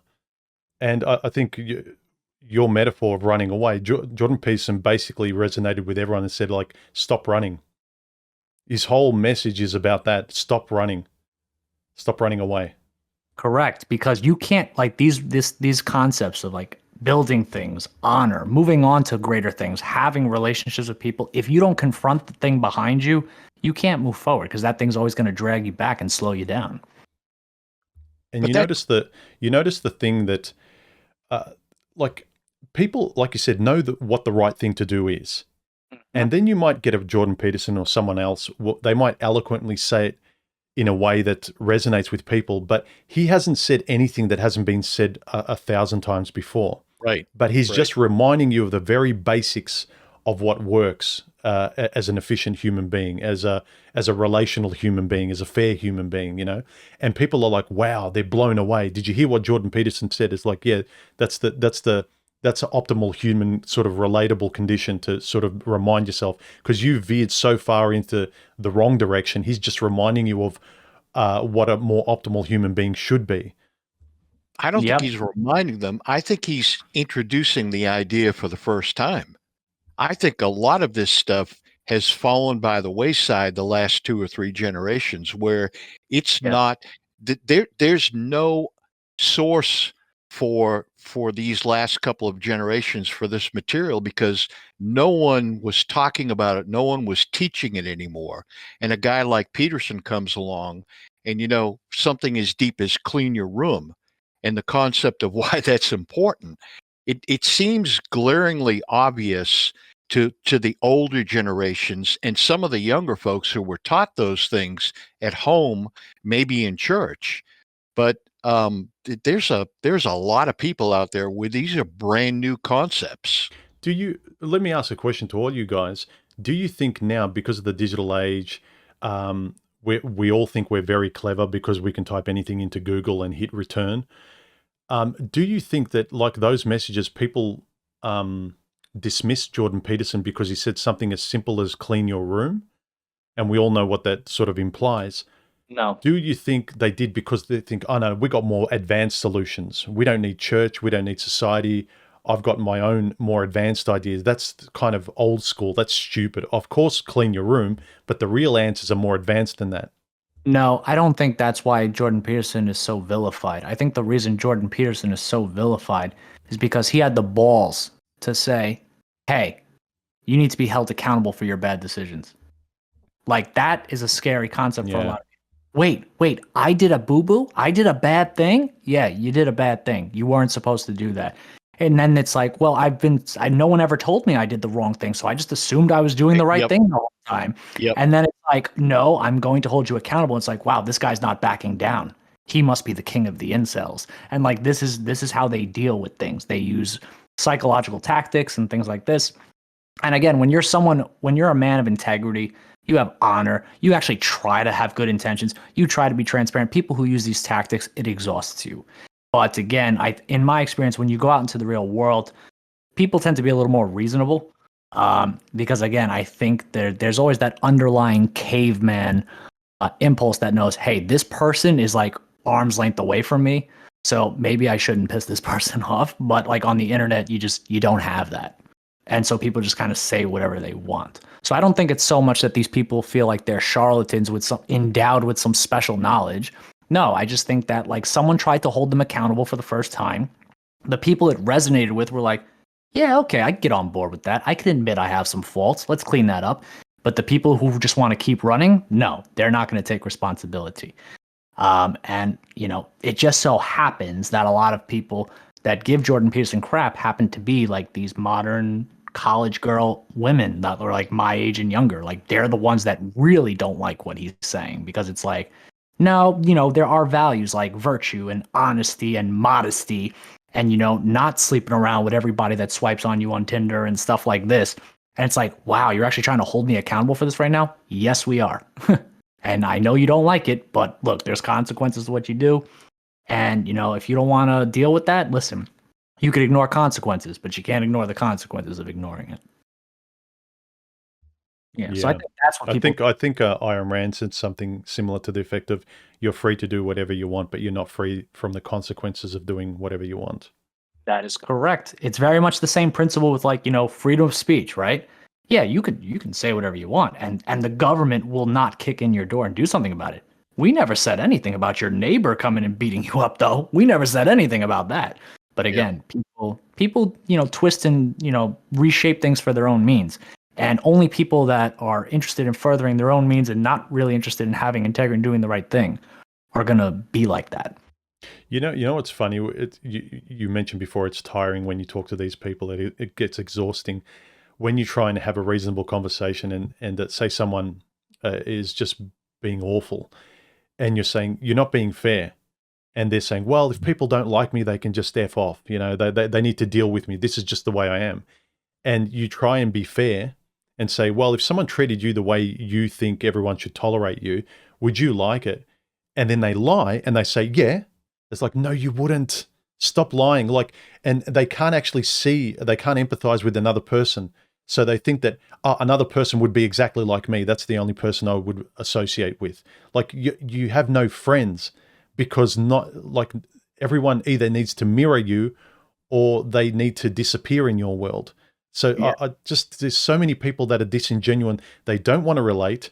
They don't care what other people think, but it's a defensive not caring because there's the healthy philosophical approach of for confidence and self-esteem and knowing who you are, you really shouldn't base your compass in life on really people pleasing. You don't need to place yourself second and third all the time. So there's a lot to be said for not really caring about what people think on the foundations of what you know are right and who you are. I get that, but then they conflate that to I can just be and act any way I want, even the way I am online when I troll, and people just need to deal with it. And that's my sense of confidence. No, that's you living in your own little bubble and treating people like shit, and you're a hypocrite because then you would scream and moan and wail and play victim when someone treats you exactly the same way you're treating them. Precisely. Yep. And I think, you made an excellent point when you said, what did you say? You said, I think I'll have someone exactly like me. The reason why you have no friends, right? Because you want to have 100% of the pie. You want to have your cake. You want to eat it too. You want everything hunky-dory. Not the world we live in. You're not going to get everything you want. I don't care if you're a 10 out of 10 smoking hot babe. You still will not get 100% of what you want. You just won't. And that's okay. But yeah, I do find it very exhausting because, again, I have to sit here and have tact because the minute I even dip into cognitive bias, the minute I even dip into logical fallacy, this person is going to flip it on me. They're going to gaslight and say, ha, I won the psychological warfare. These people are not interested in learning. They're interested in just being right. That's all they care about. Their version of right, mind you, not objectively right. No point talking to them. I notice with myself, unless like when I'm making a video as well, there's some days that it's kind of effortless because there's a really interesting idea I want to make, but then when it's not, whenever I can remind myself to get out of my own head and make it more about other people or the idea and stop putting a lot of pressure on myself, life is easier. And I think it's the same when people are fighting against, trying to find someone who mirrors them exactly and not letting go a little bit and realizing another person is, there are other things outside yourself. The whole weight of the world shouldn't be on your shoulders. But that's actually a good thing because then you can consider other people. You have to have a handshake with somebody else. You can't shake your own hand. You can't go to bed with yourself. I mean, you can, but the experience is nothing like what you want you can't have a conversation. The conversation that most people are having with themselves in their heads is the cause for most of their dysfunction. Whereas if you have a more compatible conversation with someone, you have a healthier, better life. So I think people need to realize, like you said, you can't have 100% of the pie. You think you want to, your 5-year-old in you wants it, but the mature part of you that's frustrated with life needs to let go of that. Yeah. Yeah. Yep. Yeah. And like these kind of people, like they want 100% of the pie. And if you give them 100% of the pie, they'll just want another pie.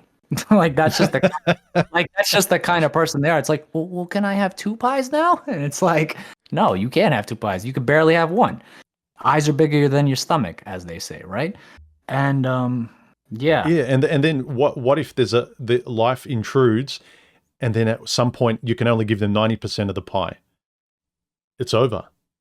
Yeah. You can barely pedal fast enough with these people to keep making them happy and complying to their script and giving them 100%, let alone when they reach a point where 100% just doesn't cut it anymore. But the moment like life kicks in and you can't give them 100% of your energy, for a point in time, like I think in my experience in the past, whether it's I lost my job temporarily or something happened in my life or family where I needed support, it's like, hang on a minute, no, you give 100% into this relationship. I don't need to give anything. Yeah, I think that happens more often than we think. But the way I look at it is by necessity, when you give into a friendship or a relationship, you're kind of losing something from yourself because you're giving in. So usually the way it would compensate is that the other person would reciprocate and fill in that gap, quite literally a yin-yang symbiosis. But because of the atomization in modern times where everyone kind of speaks and projects from their own little isolated world, again, that person's not psychologically fit to connect with another human being. So what ends up happening, both sides are making it all about them. And this is where this psychological chess crap comes from. And you can't figure out why half of the marriages end in divorce. And the other half, there's probably a good chunk of them that aren't happy, right? And then you just kind of keep going. And it's like, all right, what are we doing? We're obviously doing something wrong. And obviously, yeah, was the 1950s perfect? Not by any stretch of the imagination. Not saying it was. But when we had social norms and stigmas and things like this in place, again, it kind of created an honor system that we just don't really have anymore. And that's yeah, we're missing a lot of the initial handshake that was taken care of for us by the society and the norms and the restrictions that were applied to you, or a lot of cases imposed. You must go to church, otherwise, even if you need to go through the motions and pretend to go to believe in God or whatever, like you do what you had to do for to belong to the community. You'd listen to your parents begrudgingly in a lot of cases, but you'd still do it. But now it's kind of like I mentioned this to Boffin a while ago, where just returning to the dating thing, like each person goes on a date with a blank sheet of paper. Like they have no idea what the person's like. They have no idea with the social norms. They're walking on eggshells. They don't know if they can call them a he or a she. I mean, you'd think that they would vet them before they go on a date. But I'm just talking generally. People are just going on looks. Like through all of this kind of liberation that's happened with women and stuff, everything's just been reduced to base looks, and that's it. Because there's no civil handshake anymore. There's nothing civil going on to help us lower our guard to have better social lives, whether it's platonic or romantic. It's kind of gone. So the safest thing to do is keep it all at a distance, keep it very mechanical, keep the aphorisms going, like you said, the person who cares the least wins. So it's just about winning relationships rather than relating in relationships. Like it's a prize to be won. Yeah, exactly. But I think another piece of it, again, is the whole vetting process used to be done by mutual friends and like family and things like this in the neighborhood. It's like, okay, this person's recommending that I talk to this girl. Okay, so obviously this person did some of the vetting for me. So I have at least a little bit of goodwill, a little bit of something to extend the hand for the handshake. But now it's like you are entirely on your own. You have to do all the vetting yourself and stuff like this. And when you come from an atomized world where you're just entirely by your own all the time, that can be a little overwhelming. Think about this also.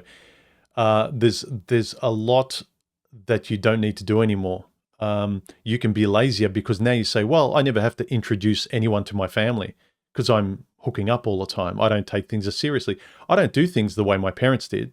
So I never have to introduce them to my friends. They never have to be part of my social circle. I never need to trust them. like I do my friends and family. So basically, relationships have become even more distant than they used to be because men and women are innately different to each other, even though we're kind of compatible species-wise. But now you kind of you've constructed a way of relating to love with someone else in a more distant way. So now you don't have to worry about making it intimate. Like, no relationships are intimate anymore. Yet everyone's complaining about all the qualities they're not getting from relationships that they're honestly pursuing in a non-intimate way. So I just hook up. She'll never meet anyone in my life. Basically, relationships are fetishized now. You're going out and having fetishes. You're not having relationships, but you're pretending you want them.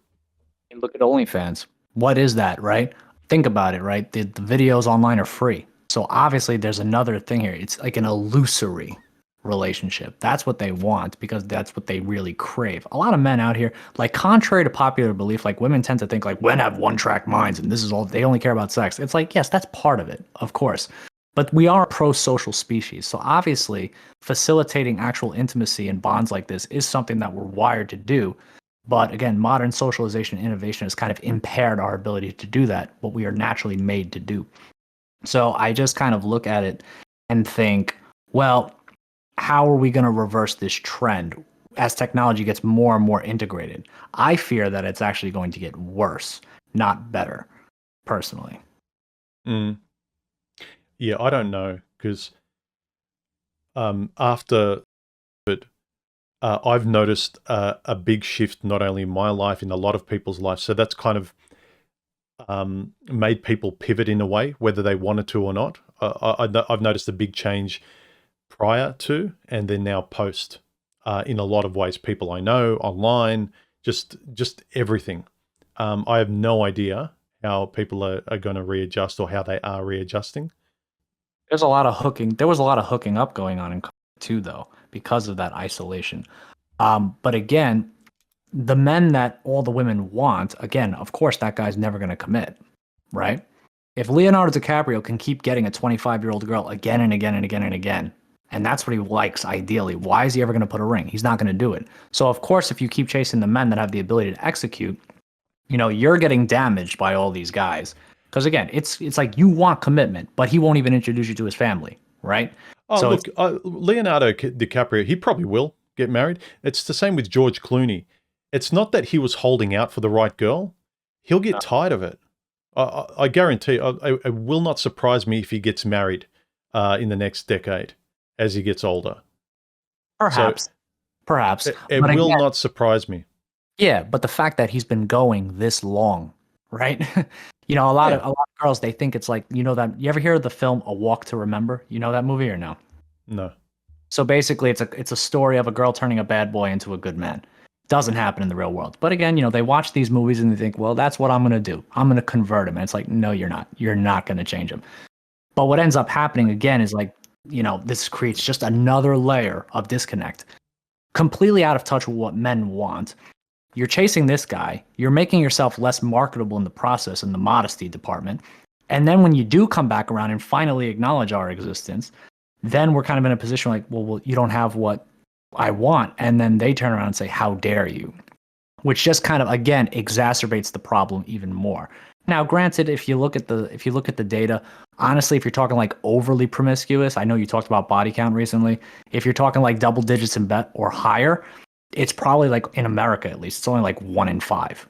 It's not a lot, but still, it's like, it's obviously increasing in trend and it's becoming a problem. And that's only gonna, I think, drive men even further into the man caves, so to speak. Because again, like, they just can't find the meaningful connections that they want. And women, neither can those women find the meaningful connections because all they've ever been able to get is a guy who won't even introduce her to his family. So it's all backwards, man. Regardless of what it is, I think the if you want to talk about a one size fits all solution, it would be whatever you think. If you can realistically look at where you are in life now, what you have and what you can offer objectively, like what are you out of 10 objectively in looks? What are you out of 10 in the eyes of the average woman in terms of earning or whatever? Like, put it down on paper, take a look at yourself. And then if you can date within that range, I think you're going to do better. And, on top of that, think better, speak better, so you can be more confident because you are actually expressing yourself more honestly on dates. Reduce that fear. Don't sort of stay silent, all that sort of stuff. But just basically seeing yourself more in terms of objective reality, because you are relating to other people outside of you. It's not just in your head. You can't just say, like a lot of these women who are morbidly obese, they go on Fresh and Fit and say, I'm a 10 out of 10. It's like, yeah, I applaud you for having compensatory self-esteem. I understand where you're coming from. I'm trying to be sympathetic to you, but objectively, you're not. I know people should not make fun of you, but also you don't need to compensate so hard the other way that you make your life worse. So I think if people just try as much as they can to see reality in terms of where they are in the hierarchy, and also be more fair. And you were talking before about the echo chambers. You can't want a woman to see you and understand you and listen to men, and you refuse to do it. Like it or not, if you're dating, you've got to extend that olive branch and listen to her. And so when you do objectively listen to someone, you'll be objectively able to judge her better, whether or not you could go on a second date, or you should say no thank you and not go anymore.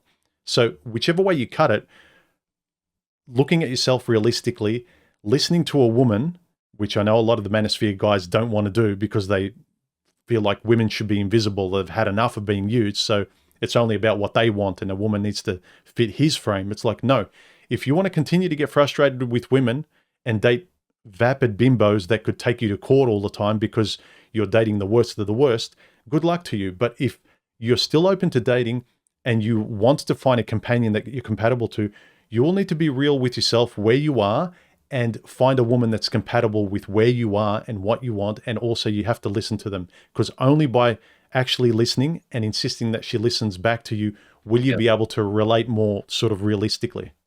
Yeah, I'm glad you said they listen back part. I'm glad you mentioned that at the end, because that was what I was about to say. Because that's the part of the manosphere women don't like. When we actually list out, like, this is ideally what we want. We know we're not going to get 100% of it, but this is ideally what we want. And then they tell you that, like, it's misogynistic to want those things. I'm like, but it's not misandrist for you? It's like, so which one is it? Either we both have standards, or we both hate each other. And I'm pretty sure we don't hate each other. So I think we just have standards. I'm pretty sure that's what it is. But this again, it would imply like, oh crap, maybe I do have to go to the gym and do some cardio. Maybe I'm not a 10. Okay, I'm going to now, just like men, we run back to our video games to get our little success boost. They run back to their Instagram to get their little validation boost. And then they just act like you never said that to them. And it's like, well, that's not going to solve the problem. Again, you're just running. Yep. You can't have these relationships. You can't have what the topic of discussion here is today if, like, you haven't even gotten past this stuff. Well, I've talked about this in videos numerous times, where I realized as I was becoming more and more secure in myself, and it wasn't the fault of the manosphere, it was just a combination of me calibrating my reality better, not doing the same things I used to do, making less mistakes, knowing what I want and so forth. You go on dates, you come back from dates thinking I had a great time, but I was just having a conversation with myself. And a lot of these guys that are saying, like, she has to fit perfectly in my frame, otherwise I'm not going to go out with her, it's got to be all my way. You're not listening to her. You are only listening to a reflection of yourself. And then it's just going to end badly again. So like it or not, you can go there with a confident frame, but you need to listen to her and treat her as another human being. Otherwise, you're just having a relationship with yourself, thinking you're in control, and then it's going to end because she can only hold her breath for so long. Correct. And, I'll be honest with you. Yeah, I mean, with this whole frame thing, right? I think sometimes it goes a little overboard. But I think at the end of the day, yes, men and women do conduct themselves differently, masculine and feminine, respectively. But I think at the end of the day, both parties can certainly agree. The bottom line: respect, admiration, and desire. Rad. That's what I call it. Respect, admiration, and desire. You want to be respected. You want to actually be liked by the other person, and you want to like them back.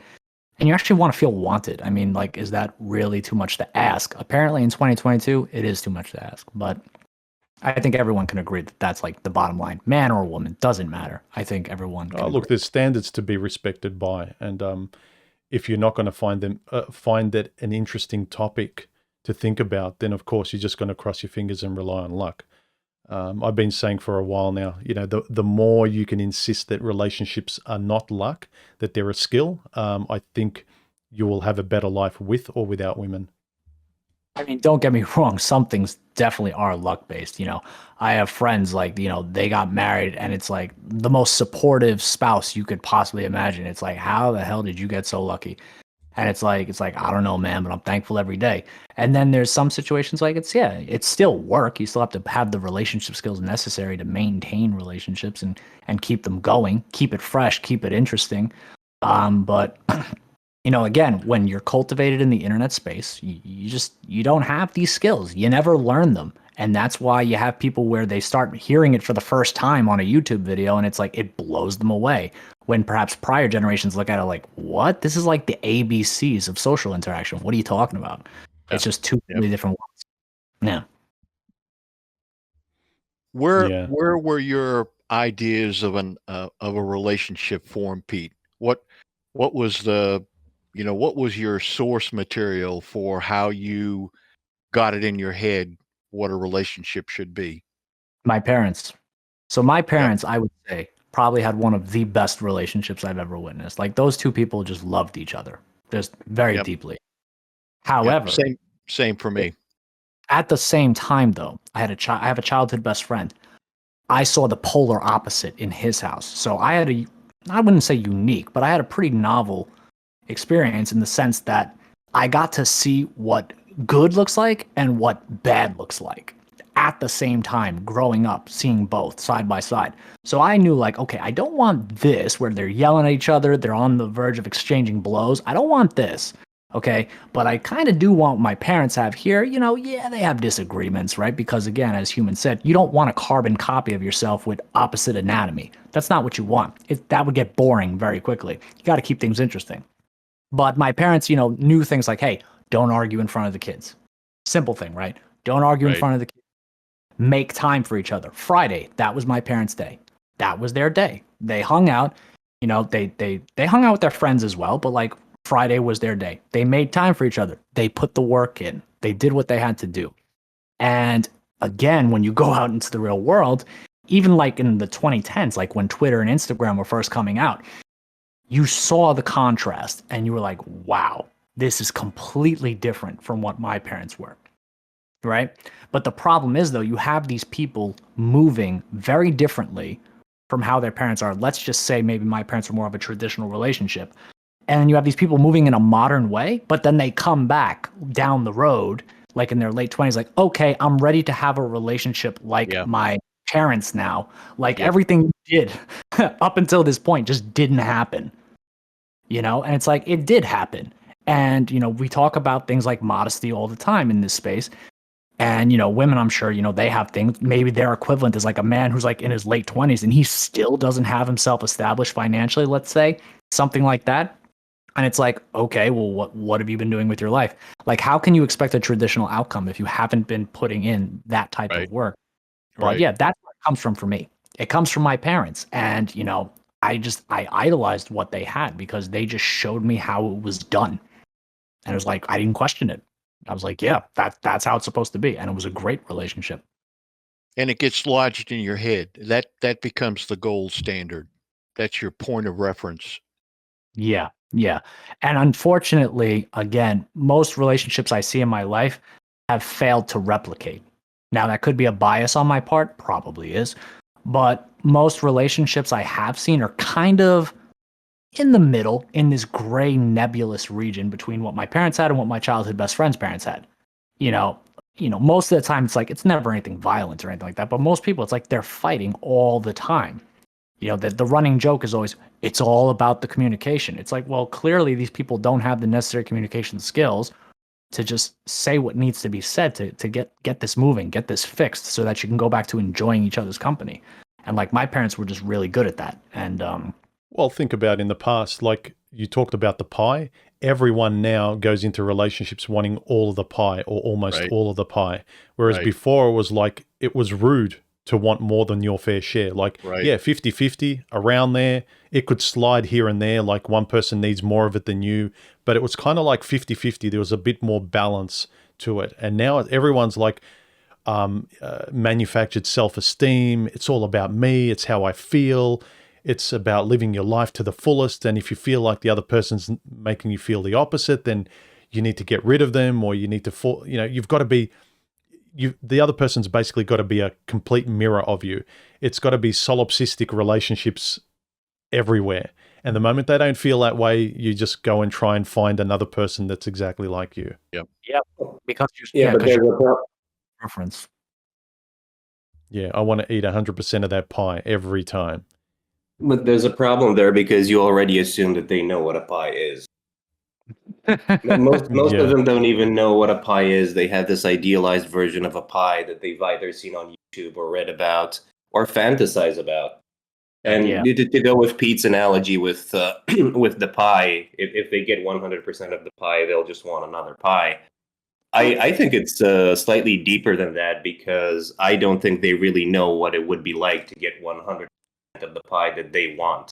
It's one thing to know or fetishize about what you want. It's another thing to actually get it. There's a saying over here that I've repeated multiple times in different contexts. Don't give the guy, God don't give him what he wants, give him what he needs. And those are two very different things. Agreed. Yeah. It's like, listen, it's one thing to read 50 Shades of Grey. It's another thing to get 50 Shades of Grey. Exactly. Exactly. Well, yeah, I've mentioned this to Karu as well. Like, if you're really honest about there's certain things that you fetishize that you would never want to experience in life. You could watch, that online material where there's threesomes, right? But most guys wouldn't want to do that with their wife or so forth. Like, you would totally shatter your world. You need to know the difference between what is entertaining. You can watch a horror movie, but you don't want to live in a horror movie. You can watch an action movie, but you don't want to be in that scenario.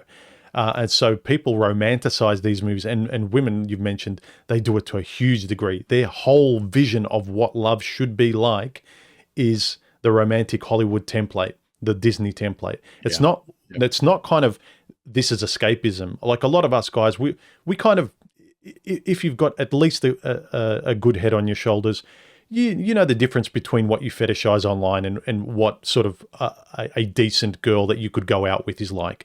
Yeah, it's a bonus in the bedroom if she's into some of that stuff, but if she's not, you're looking at the relationship as a whole, with how it would integrate in life, how it would work with life, how it would balance your life. But I think these women don't, like Karu mentioned, they don't even know what a pie is. They want a pie. That's the pie that they really have always wanted. But what they have the taste for is like, I don't know, a burger. And so they want an apple pie. That's what they think they want. But the flavor that they're looking for is a beef burger. And they're constantly disappointed. And they're always pissed off with their boyfriend when the taste doesn't resemble the visual. No, they think they can turn an apple pie into a burger. And what they actually need is an avocado. Here we go. No, but see, there's a bit of a problem there with and looking at how Pete described his way of interacting with relationships, where he described both his parents and his friends' relationship. We also need to understand that there's a level of idealization there, because we've only been, even when we were younger, we were only part of a very limited space when it comes to the interaction of our parents. It's as you said, well, you know what, they never fought in front of me. But we don't know what was going on when you were at school, when you were in all of these other places, and how things played out. Yes, they might have been civil in front of you, but the degree to which they fought when you weren't there could have been higher, it could have been lower. Maybe it wasn't that far removed from what was actually happening when you were around, but there are a lot of pieces of the puzzle that are missing. True. And I've seen this type of interaction with multiple people where they never fight in front of the kids, but as soon as the kids are gone and they know that they're at school, everything blows up, and it blows up horribly. Yeah. I can say confidently in my case that definitely wasn't the case. Because if they were at each other's throats like that, again, I didn't mention it, but I'll mention it now. My father, he's no longer with us, but Oh, sorry to hear.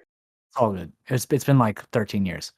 But if you saw the way that she held him in those final moments, you would just be like, no, no way. Like again, like you don't see things like that anymore. And I think the reason why is because again, Human said it best. You're idealizing those movies, right? You see everything in the honeymoon phase up until the credits roll. But after the credits roll, we know what happens. It's work. But that's the part they never show on the big screen because that doesn't sell.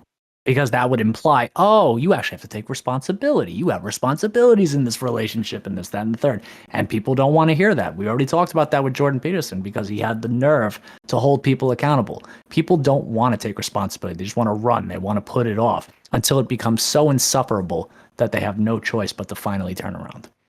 Yeah. That's another interesting. That's ahead, another Bob. interesting thing to me, Pete. What you just mentioned about the impression that people get from Hollywood movies. I think there was some point, and I can't tell you when, 1950s, 60s, 70s, but I think there was some point collectively where the media actually had a much bigger impact on our perception of reality than real life did.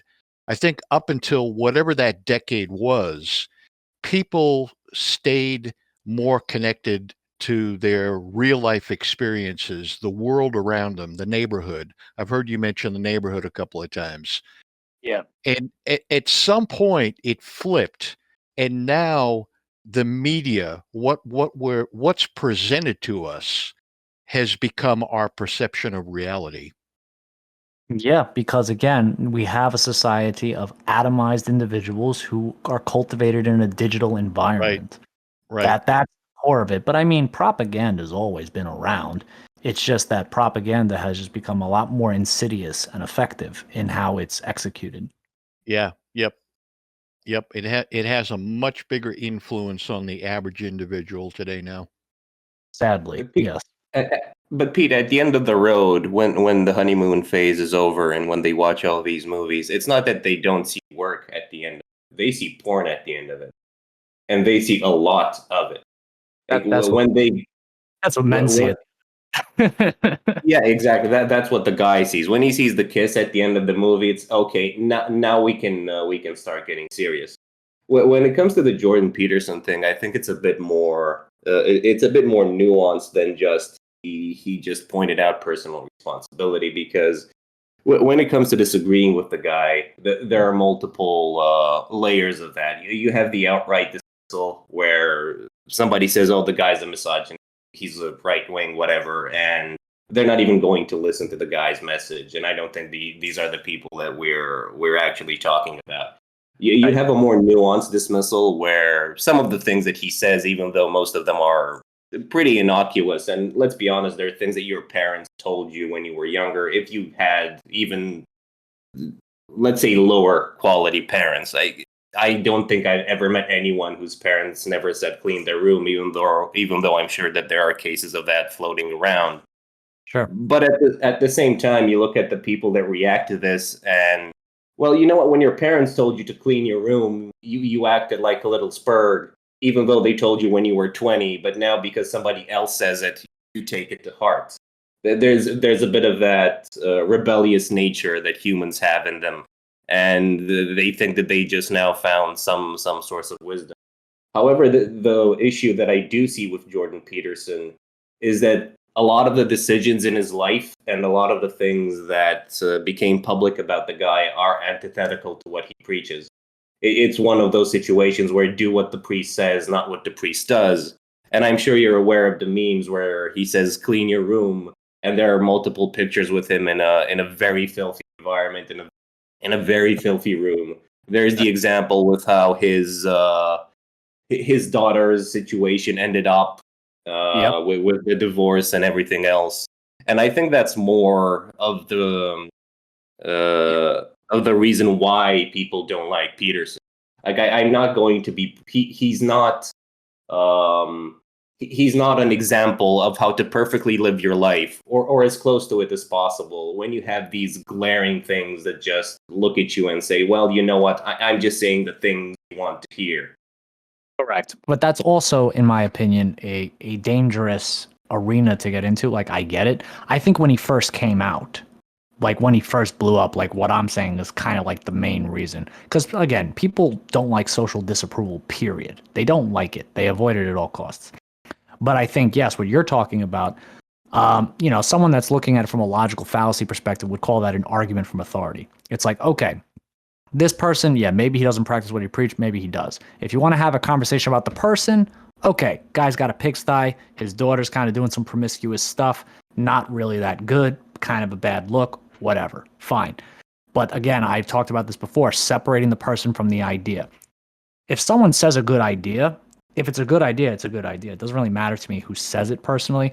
But if you want to shift the discussion from the idea to the person and say, okay, does this guy really practice what he preaches? That's a different discussion. Now we're discussing his character as a person. So again, that I think is probably the most important layer of nuance, in my personal opinion, because a lot of people, what they do is they conflate the two, they put them together, and it's like, nope, because you are X, the fact that you said Y is invalid. But if the next person who doesn't have that X says Y, it is valid. Yet they both said the same exact thing verbatim. That makes no sense to me personally. Well, it makes sense in the context of see where your message is coming from. Because in one case, it seems like it's a tactic of manipulation. And in another, this is how I genuinely live my life, and this is my recipe for success. I think that's why people don't view it as a good way to operate, because let me put it to you this way. If you take tech advice from somebody that works in the tech field, he's a coder, you ask him for advice on code, and he tells you what to do and it works. It's completely different from the guy that's at home, he never touched a computer, and he tries to give you tech advice. And I think that I'm not saying that you're wrong in the sense that we should separate the art from the artist, because I completely agree. Even a broken clock is right twice a day, and a good idea is a good idea on its own self. But at the same time, it really depends from who's giving you that idea, because it's just going to land differently based on their own choices. Right. Yeah, and I think that would definitely hit with the way, especially with women, I think it would be, because we said this before, with women, it's not what you say, it's how you say it. For men, it's pretty much what you say. So if the broken clock is wrong most of the time, I'll call it out and say, yeah, you're wrong most of the time. But if you happen to be right in that moment, I can separate the right statement from you, who doesn't really reflect what you're saying. But then if we shift the conversation to you, then I can just kind of be like, yeah, you don't really live by what you say, man. So my ability to respect you is diminished, but it doesn't negate the fact that if you say the sky is blue, the sky is blue. That's my take. Because I would say also that if you were to ask Jordan Peterson in an interview, in a civil discussion, in a normal matter where you're not accusing him or attacking him, if you would say, well, do you think you could have done things better? Did you sort of trip up there? Did you do the wrong thing? Did you go against your values? He would sort of own up to it. I don't think he'd evade it unless he was sort of defending himself and you were trying to sort of put him down or shame him. But I think he would admit that, yeah, he wasn't on his best day. He didn't do the right thing. He failed. He tripped up, whatever. But yeah, separating the message from the person is it doesn't come as naturally to people. People are very superficial. So people will they don't care about meaning anymore. It's just about who said it and how they feel and how good looking it is, and it's all positive. But there's none of that ontological kind of meaning. Like, okay, yeah, they said this and they screwed up, and especially about human stuff where none of us are perfect. And we're always drifting, and we have to pull ourselves back to correct behavior.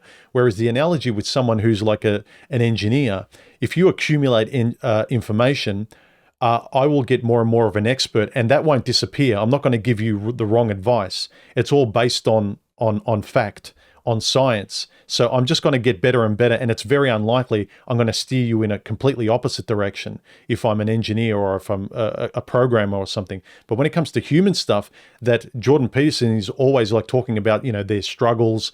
he talks about religion a lot. Like, so he's always trying to pull himself back to being the right person, because a person isn't like a machine that you just go from A to B and you just get more and more and more perfect. It's a struggle to remind yourself what the right direction is, because when you're on autopilot, you keep drifting away. Yep. Well, the important thing with that is experience. And this comes back to what both you and Pete were talking about earlier when it comes to relationships, because it's one thing to sit there and talk about these things in an intellectual manner. It's something completely different to actually get out there and get your hands dirty. However, it's a double-edged sword, because with experience also comes the refining of the things that you like.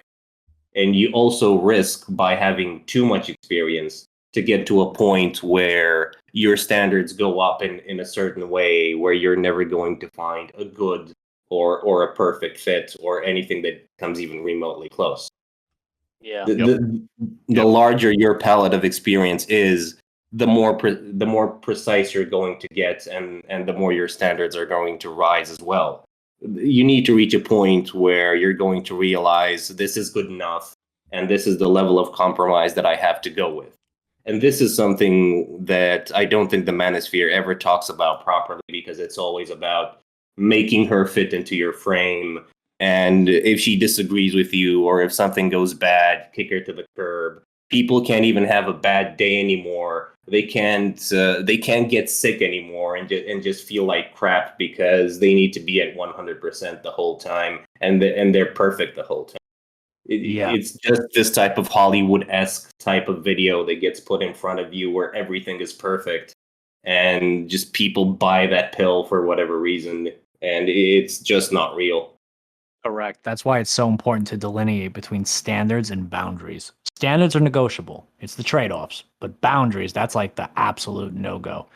And, obviously you shouldn't, again, we said this before, you shouldn't conflate your standards as boundaries. And I think, yes, a lot of guys that talk about all this frame stuff and all that, again, there's demons they have to confront for sure. But I think they frame all their standards as boundaries, and then they can't figure out why they can't find a girl who can't cross these quote unquote boundaries, when really they're just standards. Yep. And it's like, could I live with it if a girl, she gets a little moody sometimes? Can I live with that?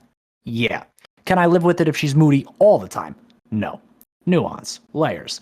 But I think, it's kind of gotten to an all or nothing type thing, as humans said at the very beginning of this talk. It's gotten so binary when really it's gray, and people don't know what to do with gray. Yep. And they don't know what to do with fair. What is fair mean? No, I said they don't know what to do with fair. They don't have a concept of it. It's like they just want a woman to be 100% in his face. They basically want a doll. They just want something there that is, as was mentioned, perfect. And no one's like that. And I think deep down they know that, because they know they're not perfect. They know they're not even approaching perfect, because they can't even get a date. Like, they're not even acceptable, let alone perfect. And so what do? You sort of create your own little world where things can be perfect for you, where you don't have to worry about being objectively better. You can be subjectively perfect. And they also ignore life's natural complexity. When you date someone, or even when you are with someone for an extended period of time, you also need to be honest that the amount of experiences that you're going to go through together is going to be way larger than anything you can vet. Chances are you don't know how that person is going to react when a loved one dies. You don't know how they're going to react if they're going to get the news that they have cancer or whatever else. And these are things that can heavily impact certain individuals. They can get into a depressive state. They can stay depressed for the rest of their lives. And they have this doll-esque impression of what a woman or what a relationship is supposed to be like. People are way more complex than that, and you don't know how they're going to react to different stimuli. All you get is a very small window into what they are, and based on that, you're making a decision for the rest of your life. Yep. So pretty much in the honeymoon phase, it starts out with the best of the best aspects, and then you learn a little bit more as you go and go and go. But again, there was a line in the film Scent of a Woman with Al Pacino. He said it best: there are those who run and those who stay. You want someone who stays when shit hits the fan. And again, I think that's ultimately tied to whether or not you respect, admire, and desire each other. But again, it's such a hard thing to fathom because, like you said, Carol, like they don't even know what the pie is. Like they men and women alike, they can't conceive of something because sometimes the simplest solution is the best one instead of just overthinking it and talking, hypotheticals all day, every day. Sometimes the best thing, like you said, is to just jump on in and just see what happens. Yeah, I disagree with that because the simplest solution is what a lot of the individuals in some of these circles say: never play the game. That's the simplest solution because you never have to deal with it. And but also they're not being realistic. Can you live with that simple solution? It sounds great. It's a great aphorism. But is it you, and can you do it? And most times it's not. You can brag to other guys and you can feel good, you can get a buzz, but you can't live that way. No, to clarify, I mean like the simplest formula given that you've chosen to be in a relationship. Like instead of overthinking every single aspect of it and speaking in hypotheticals 24/7, 365, sometimes you just have to jump right in to the relationship and just like see what happens, because again, you can just spend your entire life staring at the line, never crossing it, or you could just cross the line and ask her out, Yep. Look, I always come back to Hemingway, like very popular, famous writer. And a lot of these old writers had like 3 marriages. They took a lot of risk. And you think, these guys have figured out so much stuff by dint of their writing. They're so intelligent about life. Why do they keep risking and making these mistakes? And there's this beautiful line. He said, the only way to trust someone is to trust them. You have to cross the line. Now, to discern if you should cross the line, that's another thing. I talk a lot about that. But the only way to know is to do it. Yes. Yep. And I have a question that's almost related to what you were going to say. If you look at the current age manosphere wisdom, let's call it that, with make money and a bunch of this other stuff, what are you actually risking if you go into a relationship? What is the level of risk that you are exposing yourself to, barring marriage and barring really bad decisions that you can make in certain areas of the world where you get Commonwealth marriage and a bunch of other stuff? What is truly the thing that you are putting at risk, and what are you really losing besides your time? Because I don't see it. Yeah, so assuming, honestly, if you're like, there's no kids, right? If there's no kids, and I live in the United States, so if you don't live in a common law state, like I live in New York, it's not a common law state, so you don't have to worry about that. And assuming that, you're in a situation where it's like, you live in your place, she lives in her place, there really is no risk. Like the worst thing that can happen is the relationship ends, unless like you're dating a psycho, but you should be able to vet properly. You know the risk, I was just thinking about it subconsciously, is that the wrong woman will make it harder for you to get someone else. So whether or not she takes your house from you, she makes you take 10 years backward steps in your finances, you get a kid and now you've got that kind of baggage going into the next dating scene. Right. So basically the risk is that it's going to be harder if it doesn't work out and you've lost time, and now it's going to be harder getting somebody else. True, but you can argue the risk is lower though, because now we have like online where it's like you're not meeting your partner through social circles, where basically if things go bad with your partner, the well is poisoned. It's not really like that anymore, like it used to be in the old days, which might have incentivized people to work things out versus now. But on top of that, yeah, I think that there's, especially now, women, they kind of have their own money and stuff like this. So that's not really an issue as much as it used to be. Like you said, like people often cite the extreme cases of divorce. And it's like, that's the picture. It's like, no, it isn't. But I think just like into a regular relationship, like there's not really a lot of risk per se, unless like you vet improperly and it turns out you're just dealing with someone who's like completely off the walls, calling the police. Now you're in jail, stuff like this. But again, the probability you're going to run into that, like if you go outside and touch grass, probably not as high as the manosphere sometimes paints it out to be. Yeah. I think Kara's mentioned this a lot. I think these guys that haven't touched grass, like your probability of being the stat is like really, really high. Whereas like for myself, like I've dated a few times. Yeah, there's been a bit of luck where I've dodged a few bullets in terms of, like, if you want to talk about a woman falling pregnant and then changing her mind, there's a lot of variables there. But generally, I don't think I've been completely lucky. I've stopped myself going further than I know I should have, and things like that. I'm not perfect. You know, there's obviously people who have had more hygienic love lives than me. But someone who just picks any train wreck, you hear a lot of these horror stories, and then you talk to the guys and you see footage of their girlfriend, you hear their interaction and stuff, and you say, dude, was she like this from the beginning? And he'll smile and says, yeah, she was. So they just weren't vetting at all. They were they're the kind of guys that get plastered and drunk and drive too fast, and they just kind of let go and are emotionally driven through their relationships, and their prefrontal is never switched on. Yeah. And it kind of, again, it brings it all back to, like, what are these guys running from? Again, if you're running, you're already moving from a place of desperation. So you just latch on to the first girl that gives you attention.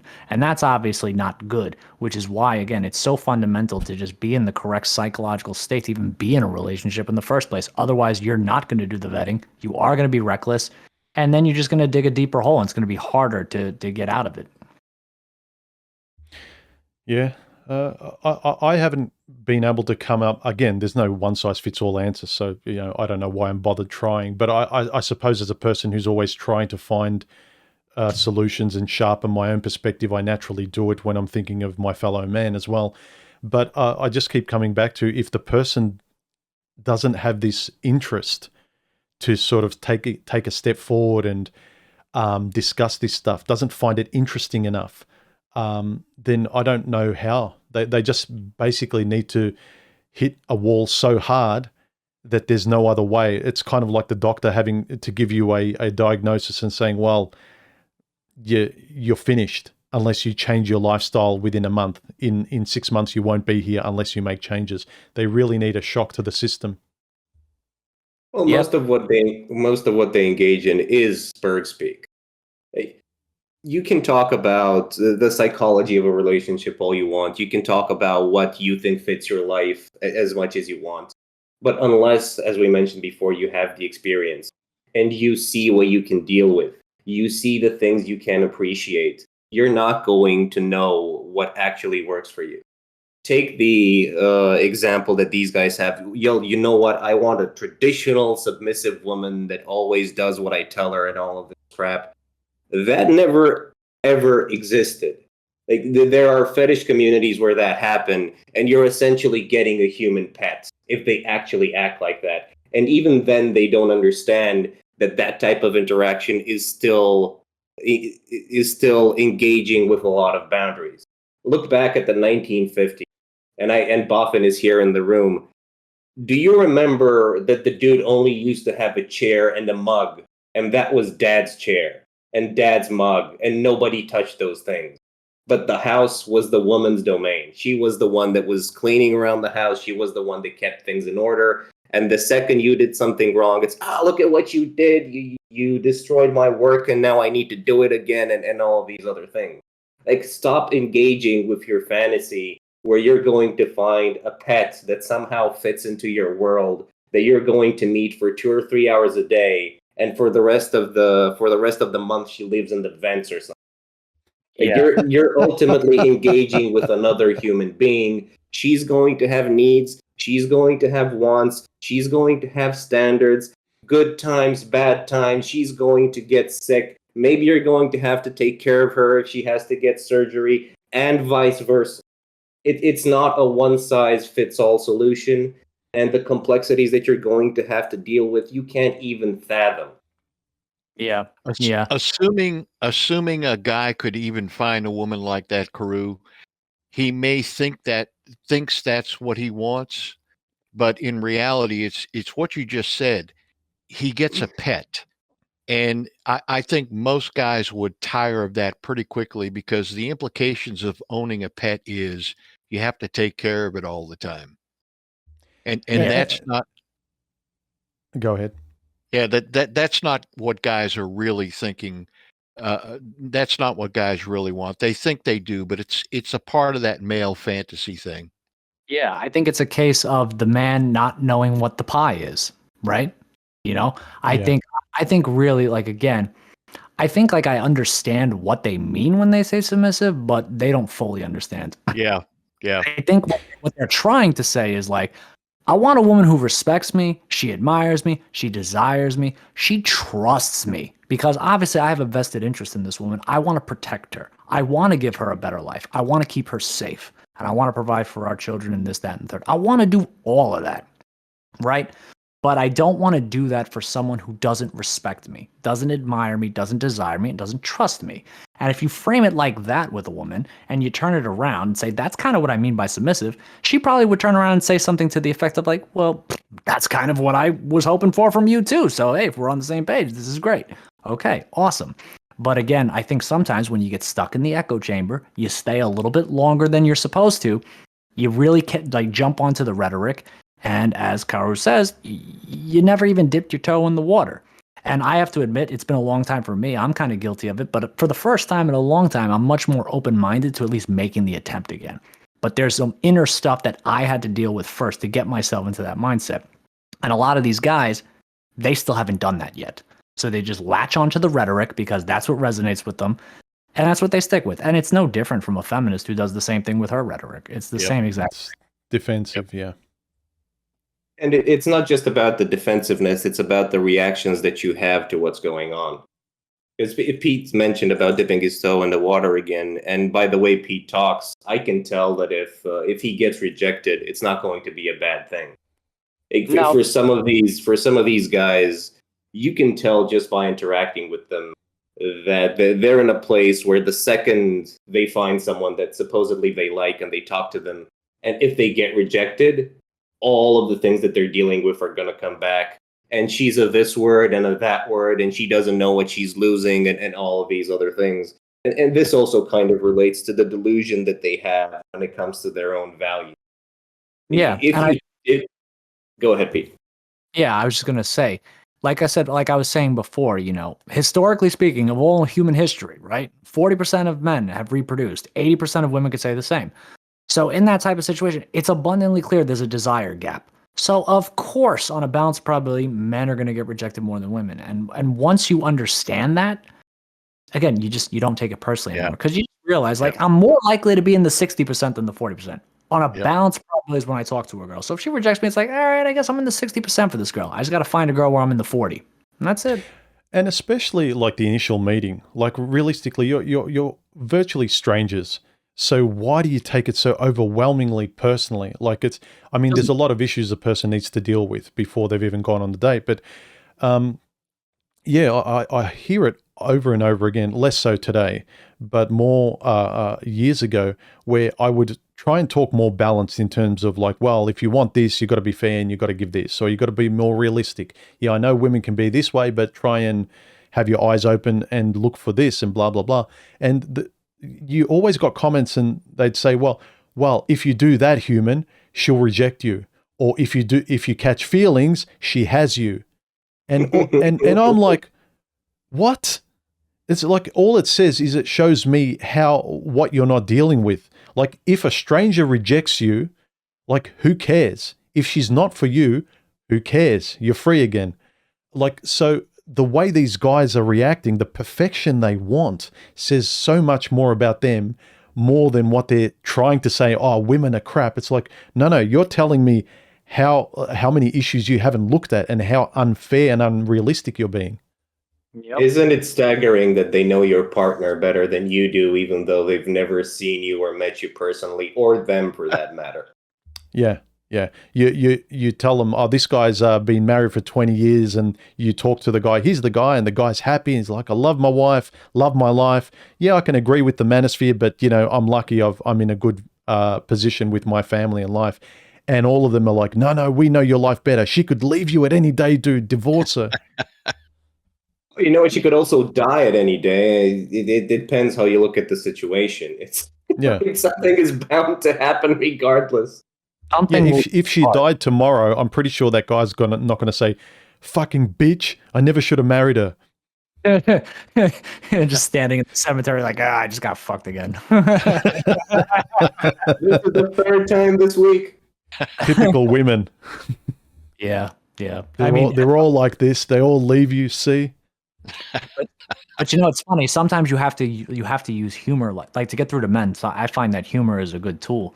Sometimes you just kind of have to give like an extreme example like that. Like, doesn't that sound ridiculous? And a guy will tell you like, yeah, that sounds ridiculous. And then like you can kind of like break through that barrier and try to. Well, one thing I'm going to start doing now with my videos is doing reverse videos, like how to screw your life up with women, how to pick the wrong woman. So I'm going to intentionally pick the opposite title just to kind of make it obvious what people are doing wrong, like how they're thinking stupidly. Because like I think I'm talking to guys like you, and more like the guys that sort of need to get things through their heads sometimes is like, okay, let's keep going down your path. You're right. Keep doing this. And then be like, and then show them like, this is what will happen to you if you do this. And it's like, no, not even. Like, say, you're right. Yeah. All women are shit. You're the best. You're a king. Yeah, keep but fucking your life up. Yeah, but then unfortunately, here's what happens though. I've been accused of this too, because you know me, at the end of my videos, I say, leave a like, leave a dislike, call me an asshole, whatever you do, don't report the video, something like this. And I've been criticized like, oh, you're being really sassy and blah, blah, blah. Not that I give a shit. But the point is like, sometimes you might get that kind of an incendiary reaction. I mean, if you're cool with that, it's like, all right, fuck it, why not?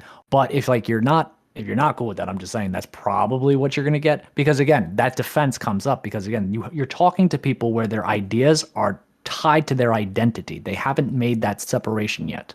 And until they do, you're going to have a hard time getting them on the path to acceptance. Yeah. Yep.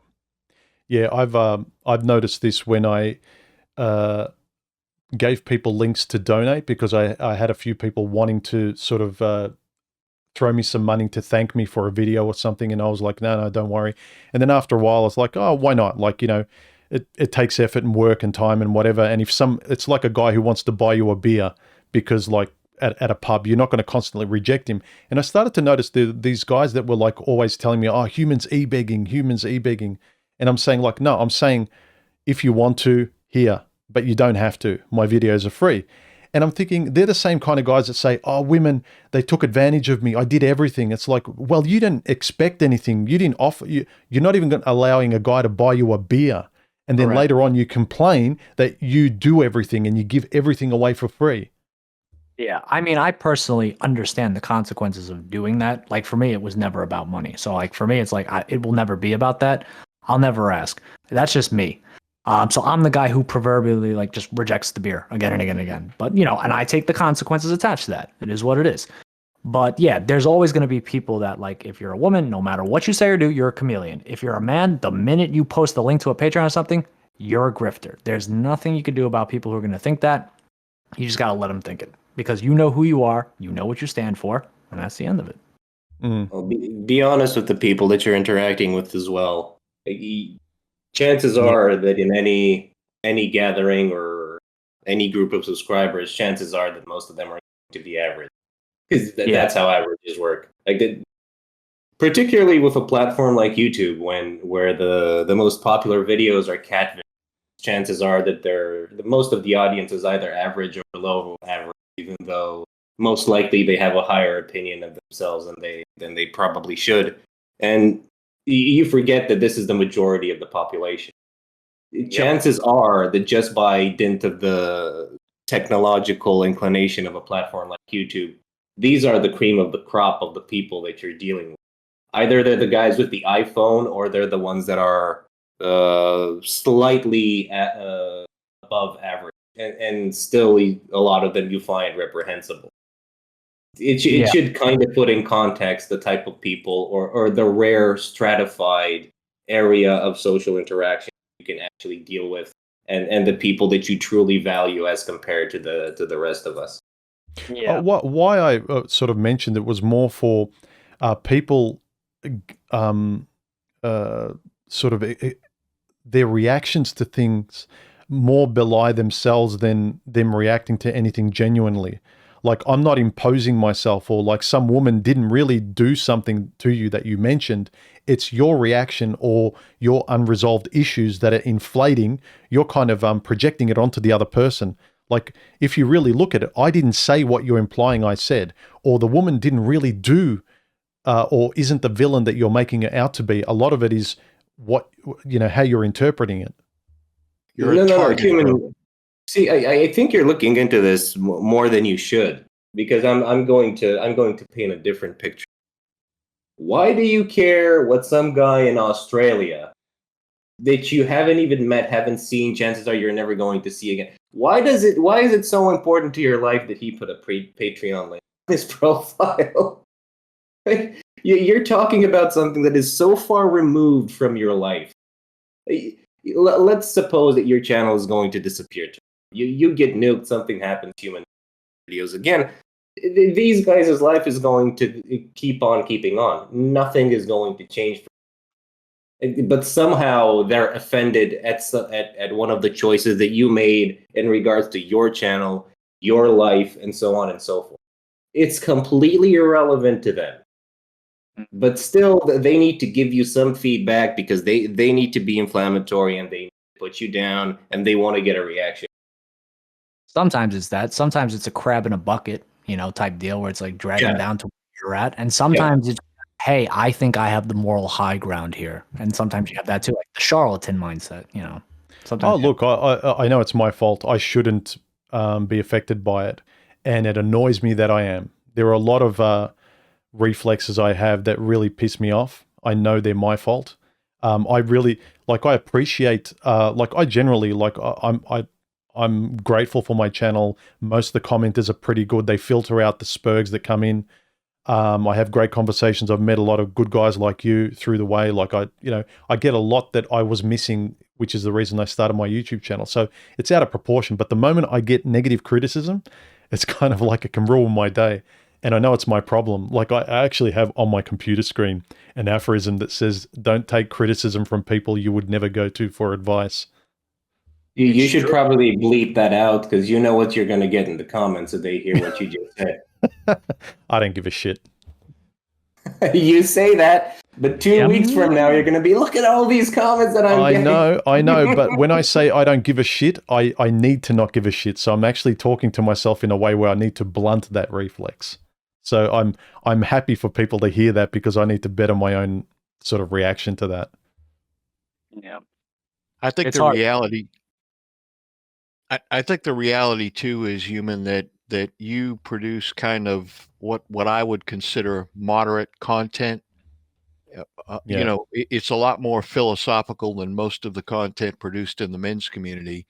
And the fact of the matter is that I think a lot of guys who find their way into these communities have anger issues. Whether it's they can't get a date, they're divorced, whatever their story is, a lot of these guys are dealing with a lot of anger. And I think because your content tends to be moderate / philosophical, you're not towing the party line for a lot of these guys. They want the women ain't shit type of videos. And if you drift off that plantation, you're going to get a reaction from them. Yeah, if I was more black or white, I'd probably get less. Yeah, Yep. I'm sort of, I'm probably a lot more confusing to just the average person that stumbles across my channel. Yeah. Yeah, it's just it's trading one plantation for another. It's like, why do that? Or they talk about stats that they don't understand. They don't like the philosophy. They want to hear the numbers, but at the same time, they know nothing about statistics. But that's a good point.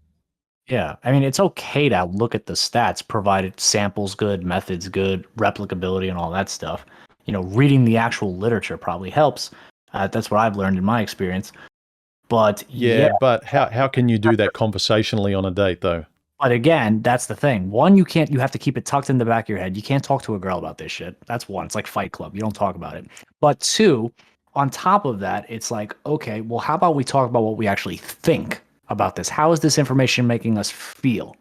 And I know that some men that are listening might cringe at that, like, we gotta talk about our feelings. But it's like, dude, how do you ever confront the thing chasing you if you don't talk about how it makes you feel? You have to talk.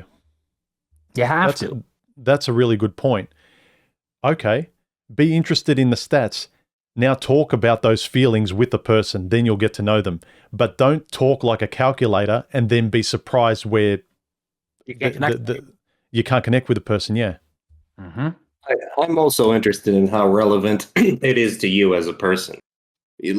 I know you've mentioned divorce statistics earlier, but one of the points that I constantly bring up when people talk about divorce statistics is I've never seen a detailed description when people are talking about divorce stats.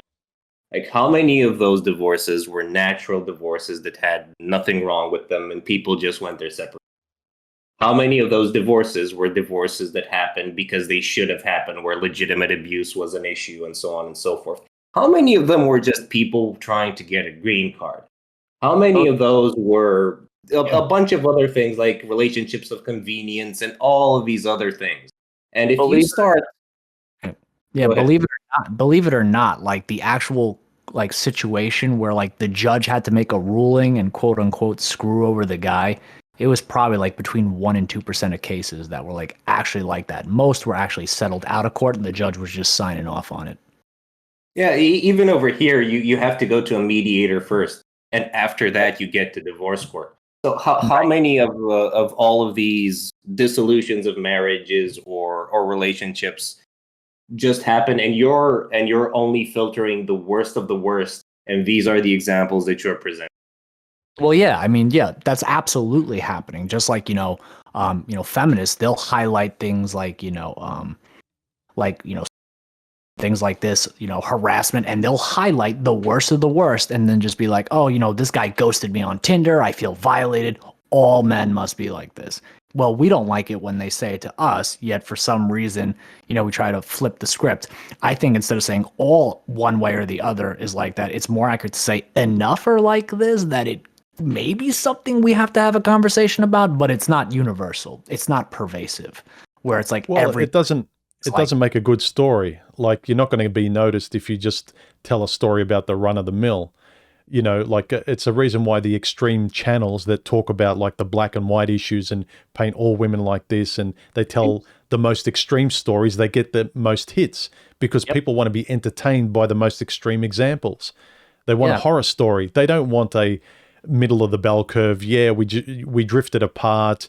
She lost interest in sex and blah, blah, blah. They want the extreme, like she threw plates at me. She came at me with a power drill, and she came at me with an axe, and like she lit the place on fire. Things like that.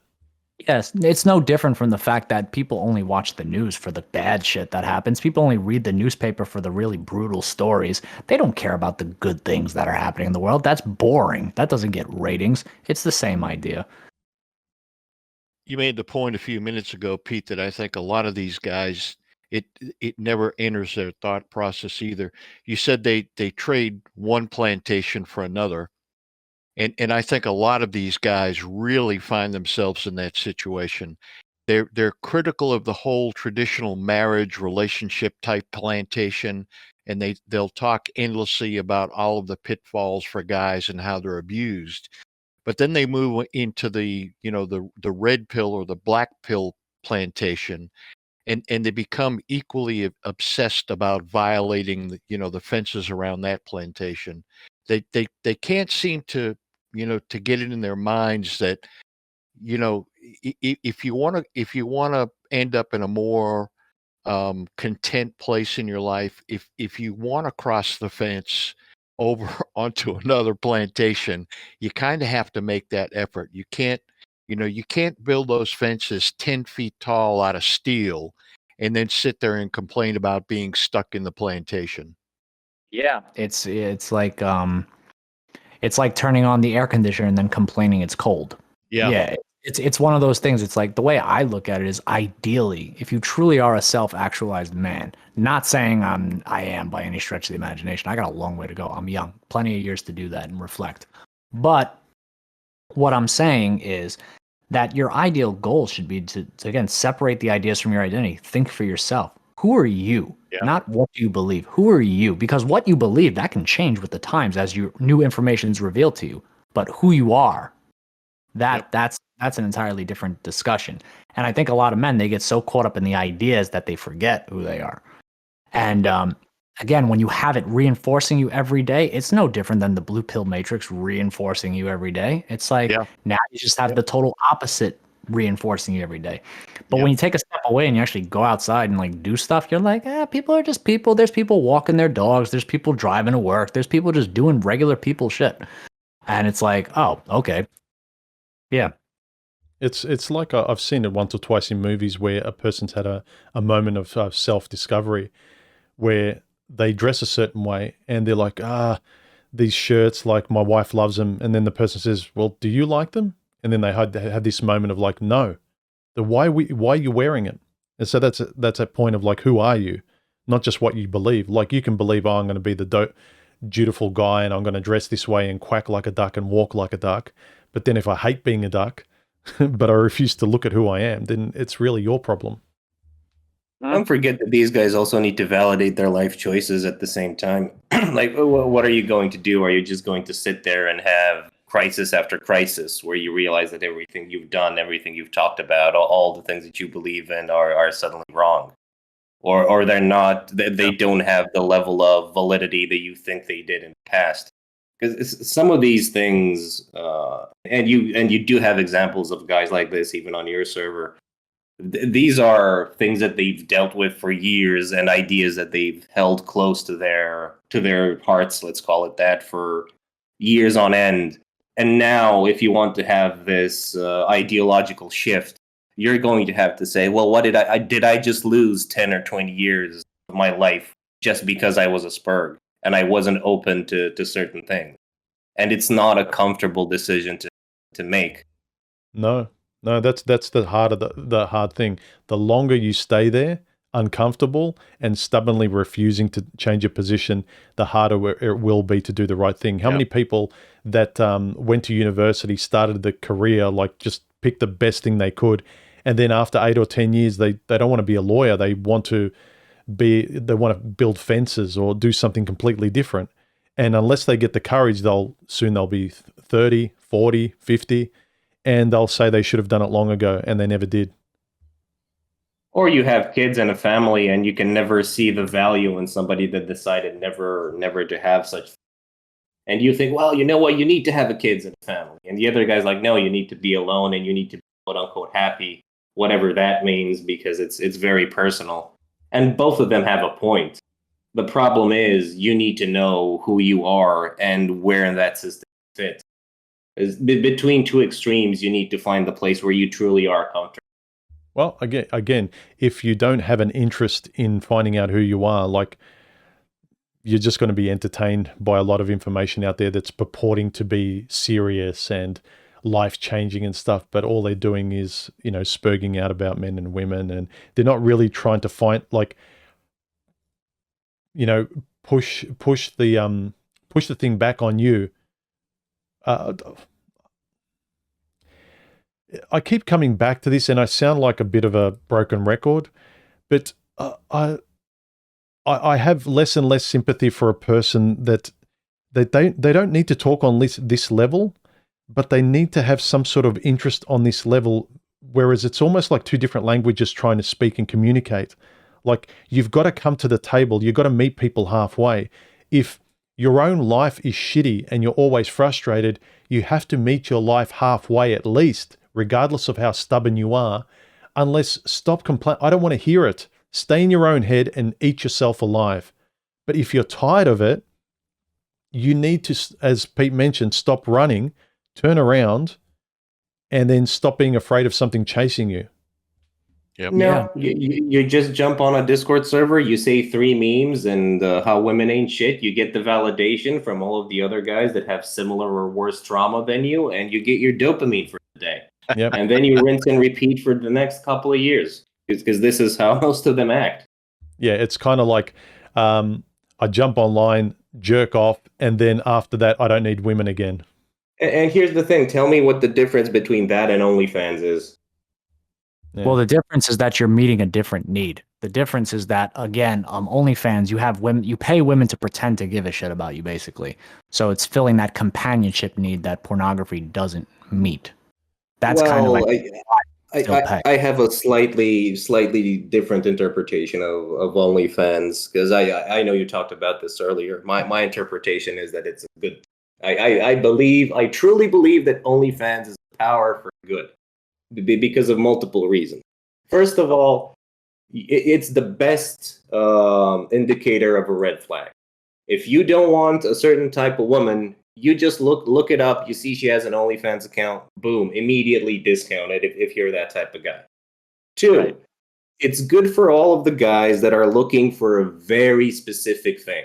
If you're looking for the girl that has 40 face tattoos, that's where you're going to get it. That's where you're going to get your dopamine for the day. It's like a drug addict or a guy that wants to eat a good burger. You know what? I'm throwing $3 at this thing. I'm getting my need met, and I'm going to bed I'm going to bed happy. Where I see it becoming a bad thing is where you get to this level of interaction where you think, oh, she cares about me, she's talking to me, I've donated hundreds of thousands of dollars or thousands of dollars to this woman, and so on and so forth. That's when it becomes a problem. But if you're using it as a tool, sorry, go ahead. I think that is the problem, though. I think there are a lot of guys that are doing that because, again, they just can't get the basic human connection. And again, what does it all trace back to? That atomization. This is how they know how to communicate. So this is how they treat their relationships as well. It's all in the digital. I'm saying that the only way that it's a good thing is if you do treat it like a tool. Yeah, I go there, I get my pictures, I get my fix, I'm out of there.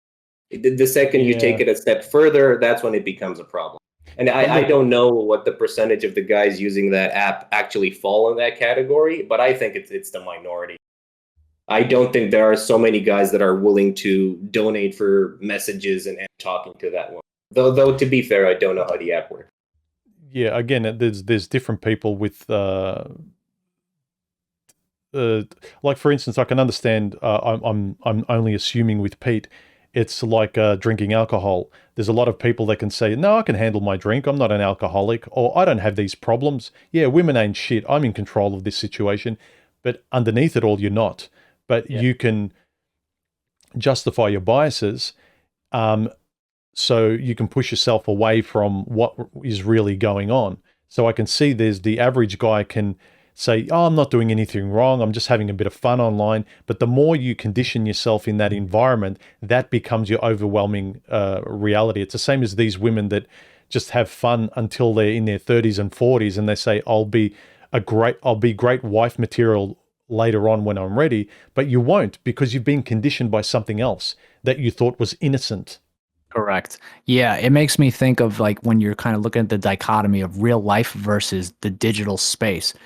I can't help but think that we sacrificed the real life interactions for this poor substitute.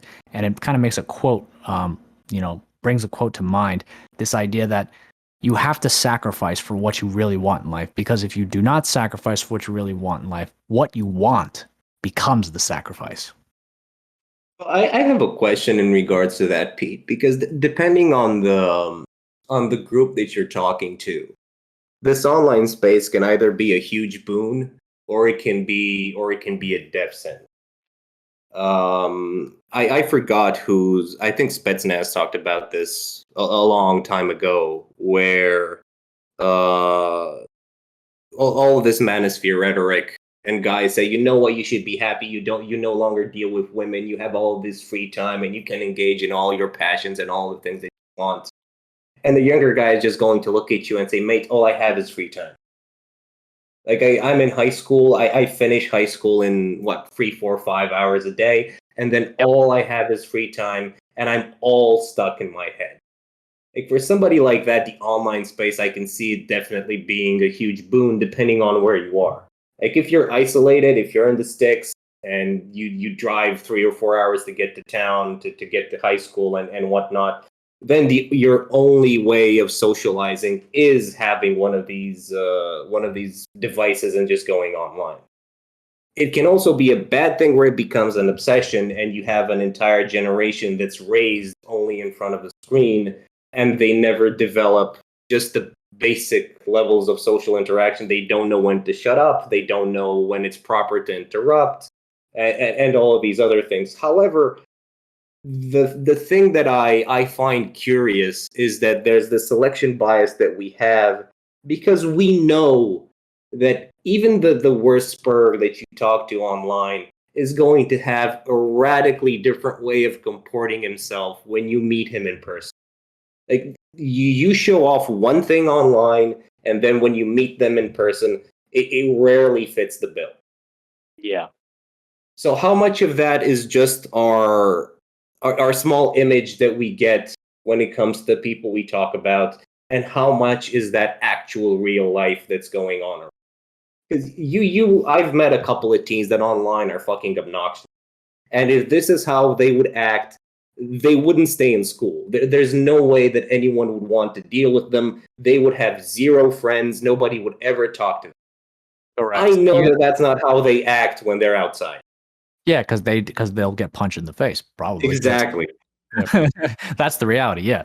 But what I'm saying, what I meant by that quote, when I said that quote, is, we just kind of have this day and age now where we take all these dopamine fueling type things and we substitute it for what we really want. We're substituting the hamburger or the avocado, as you said, for the pie, right? In our example, right? You want the avocado, but you're not willing to sacrifice these convenient hamburgers and pies to get the avocado. So what ends up happening inadvertently is that the avocado becomes the sacrifice. That's what I mean. I'm not saying that, hey, a guy who's completely alone, has no friends, has nothing to gain from going on a forum and talking to guys like us. I'm not saying that. But what I am saying is that when it becomes your only mode, your only avenue, there is an opportunity cost to that. That's all I was really getting at. Yeah, but the Coltain is going to hate me for this question because I'm going to use it again. If you always do that, how much do you really want it? Because at the end of the day, if you never go outside, it's not something that you truly want. You're content the way you are, and it's more of a minor annoyance than the thing that you're trying to portray it as actually being.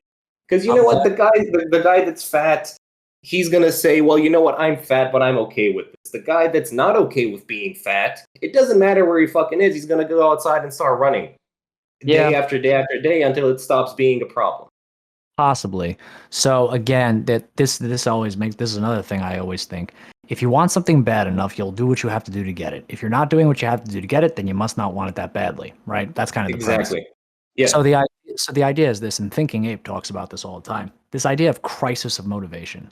Again, if you're sitting here with demons and things like this that you're running from, again, it always trickles down. It comes back from that source. Again, you're paralyzed with indecision. I don't think I wanted to drink for 10 years and get wrecked off of 8+ beers 7 nights a week for the better part of 10 years. I don't think I really wanted to do that, right? But at the time, I felt that that was the best decision given the cards that I had. But had I not even entertained the idea of going against what my quick and dirty solution was and try something else, like I would have never thought that, hey, maybe I did want this more badly than I thought I did, and then actually try. So again, it's a crisis of motivation too. So it's always coming back to that internal versus external locus of control. It's tricky to like differentiate between what you actually have control over and what you don't. And in the manosphere, we have no shortage of men who believe that everything is external locus of control, when in reality, they got a little bit more say than they actually think they do, given the cards that they've been dealt in life. But some guys just mentally, they're just not there. And that's why they make decisions that are counterintuitive to what their actual goals are. They need avocado, but they're dealing with burger. Yeah, but it's one of those topics that's extremely nuanced because yes, you may have not wanted to do what you were doing, and in retrospect, some of the decisions that you probably made at the time, and I'm just talking out of my ass now. I don't want to presume that I know your life. Okay. Maybe in some cases you drank more than you should. Maybe in some cases you drank less than you should. But the question is, was it what you were actually needing at the time to deal with certain things? Was it a process of evolution in the sense that I need to do this until I get to a point where I realize that this is enough and I need to change? Well, that's exactly what happened. Exactly, because it's one of those things where it's not necessarily 100% about motivation or what was the thing you said? It's not necessarily 100% a crisis of motivation. There are multiple. The complexities of it are so huge because you may need. I think I used this example in one of the comments that I made. You know what? Sometimes you're going to get thrown in a puddle of shit, and it's fine to sit there. It's fine to complain about it. It's fine to throw a tantrum until you finally manage to calm down, realize where you are, and then get up and say, you know what, this stinks. I need to take a shower and I need to get my stuff together. But it seems that with some of the places that these guys hang out, you never get the opportunity to do that because each time you find an individual that decides, well, you know what, this is enough for me. I want to move away from this space. Everybody tries to drag you down, or you're in this constant state of people talking about the same thing over and over and over again, like you get in black pill circles where it's like, I need to talk about my facial structure for 24 hours a day. And then you wake up and what are the guys talking about? They're still talking about their facial structure, so on and so forth. The one thing that guys really need in their lives is exposure. You need to be exposed to different things because you're never going to know what you like, what you need, what the things that you enjoy are. And the online space just permits you to engage in one topic for as long as humanly possible without even changing.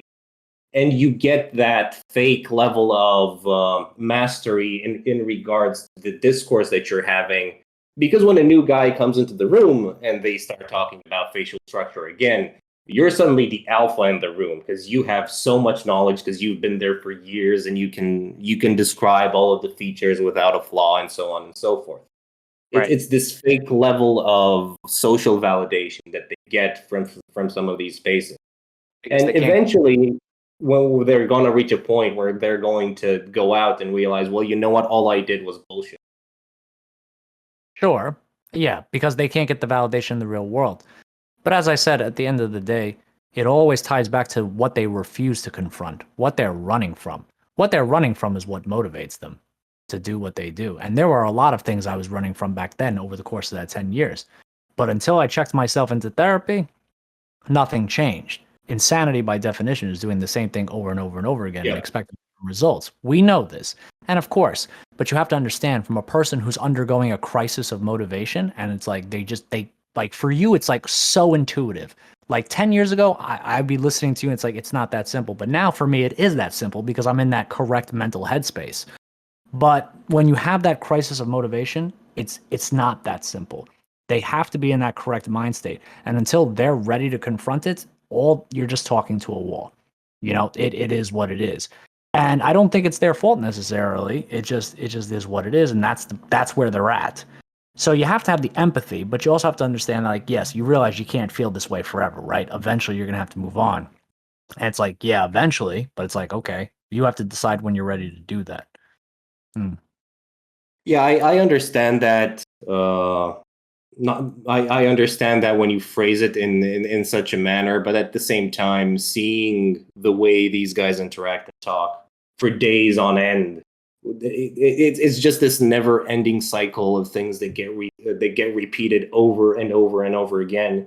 And in some cases, the solutions are as simple as just go out or just go touch grass. But you understand why this is their equivalent of alcohol, right? Oh, I do. I definitely do. But there's just so many times that somebody like me can just point out, mate, just try this once. And they're just a brick wall. It just gets tiring and you just don't want to invest anything in. Right. Especially in groups. If you're going onto a server where there's a bunch of guys and they're all chanting the same thing, of course, you're going to get sort of talked down. But it sort of happens less and less one-on-one.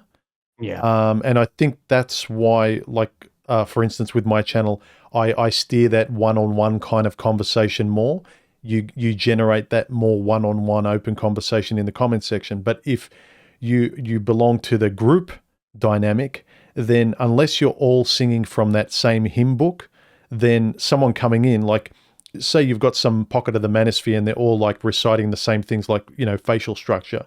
And then some guy comes in, he's interested, and then you'll be saying, well, yeah, but what about women's facial structure? And then all of a sudden he gets cut off and an avalanche of, no, you're wrong. These are the rules. You're a loser. Shame, shame, shame. And then that person just learns to shut up or go somewhere else. Right. Yeah, because at the end of the day, again, but again, just kind of getting back to the core of how these men are feeling, though. The crisis of motivation, when you talk to them and like to you and me, you're looking at it like, no, this is an opportunity. Go outside and give it a whirl. You have to be in the right mindset to see it as an opportunity. Otherwise, you're just going to see it as a platitude. You're going to see it as lip service that doesn't mean anything because you really believe it's an external locus of control and you can't do it. You and I might look at that and be like, nah, you got more control than you think. But he's not there yet. He'll get there, but he's not there yet.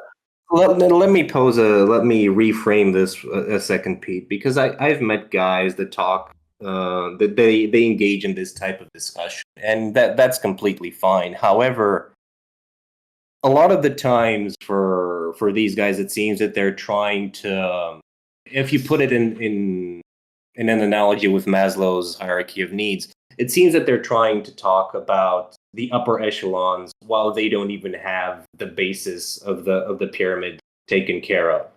Right. I've interacted with some of these guys, and some of them, they don't have high school finished. They have no education.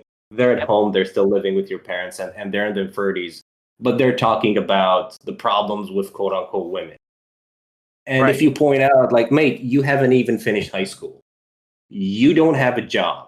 You're still living at home, and it's not a decision that's made for financial gain. Like I'm sitting at home because I'm getting money to buy a house, and I want to pay mortgages or whatever as fast as possible.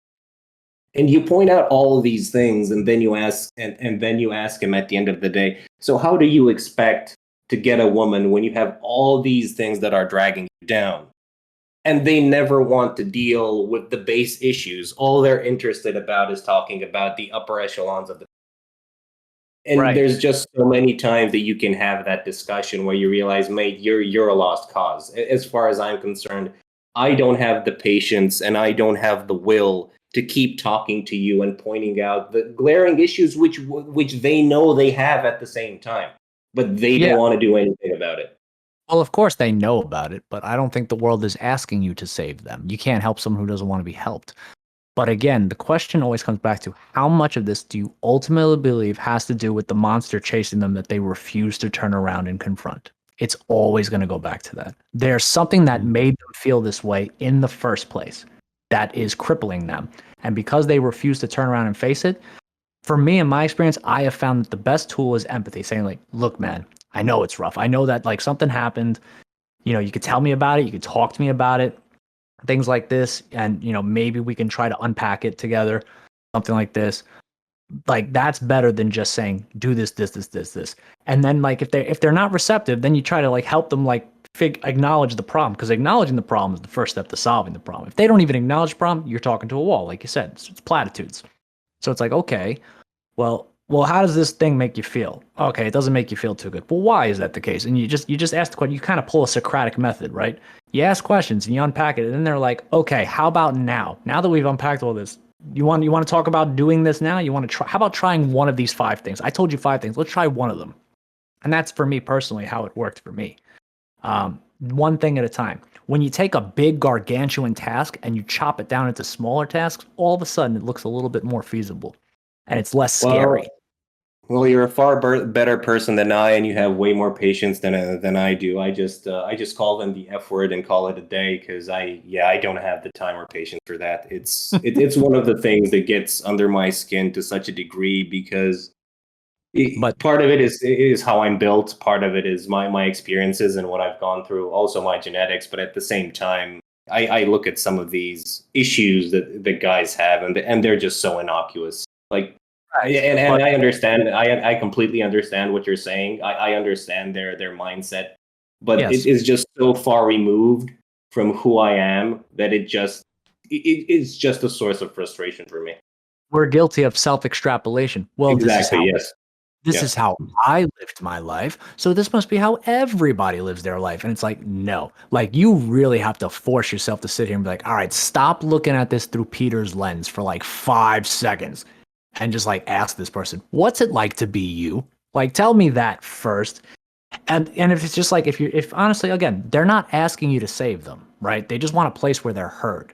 And yes, unfortunately, that does mean a lot of rage comes out. It does mean a lot of repetition, but they just want to know that like what their grievances are, it's valid on some level. That's what they want to hear. And that's like, okay, fine. We acknowledge that you did go through this. Nobody's saying you didn't go through this. And that's like, okay, how can we get you to kind of look at it and say, all right, how much of this is like something you could have done something about? How much of this is like something like it doesn't really matter what you did. You couldn't have done anything about it.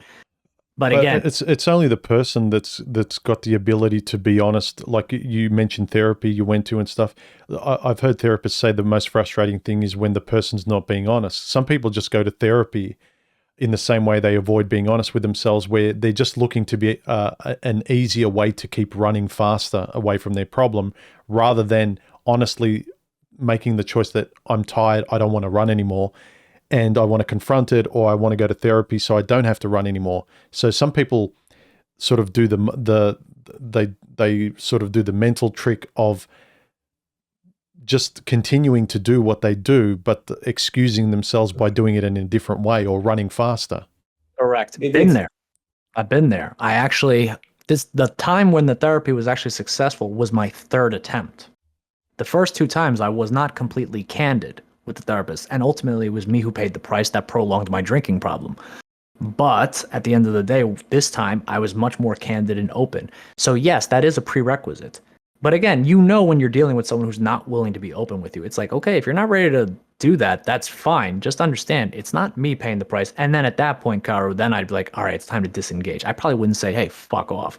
But I would be like, all right. I would. I definitely would. I'd be even worse than that and way more vile, because I would feel like my time has been wasted, and time is exceptionally valuable. But I definitely understand. I definitely understand your perspective.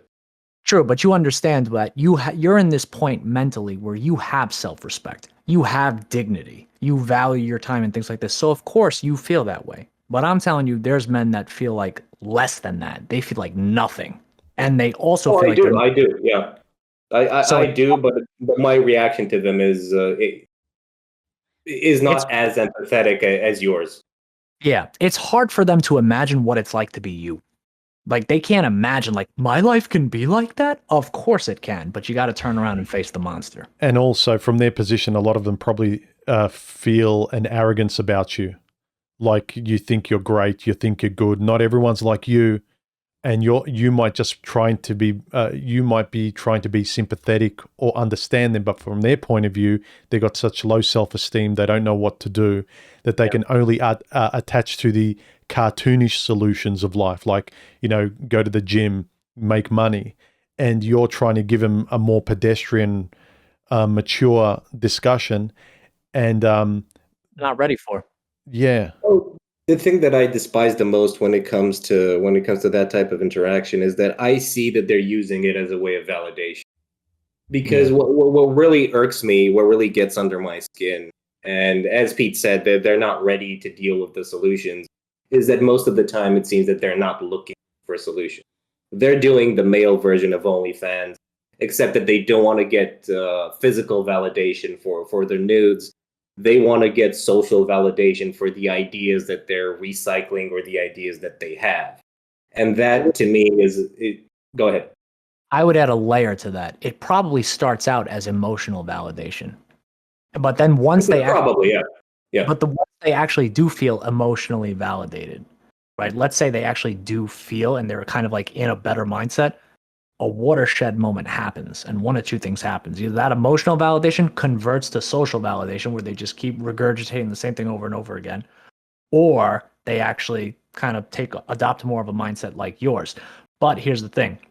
Very hard to tell the difference between emotional and social validation. There's a lot of people hurting out there, man. Yeah, exactly. And I've never witnessed a transformation like that, because the environments that they're in aren't really conducive to that. Like you mentioned, you went to therapy. That's probably an environment where somebody was trying to pull you out of the bucket and the only one keeping you down there was yourself. Well, you go in some of these manosphere circles, and everyone there is trying to keep you miserable.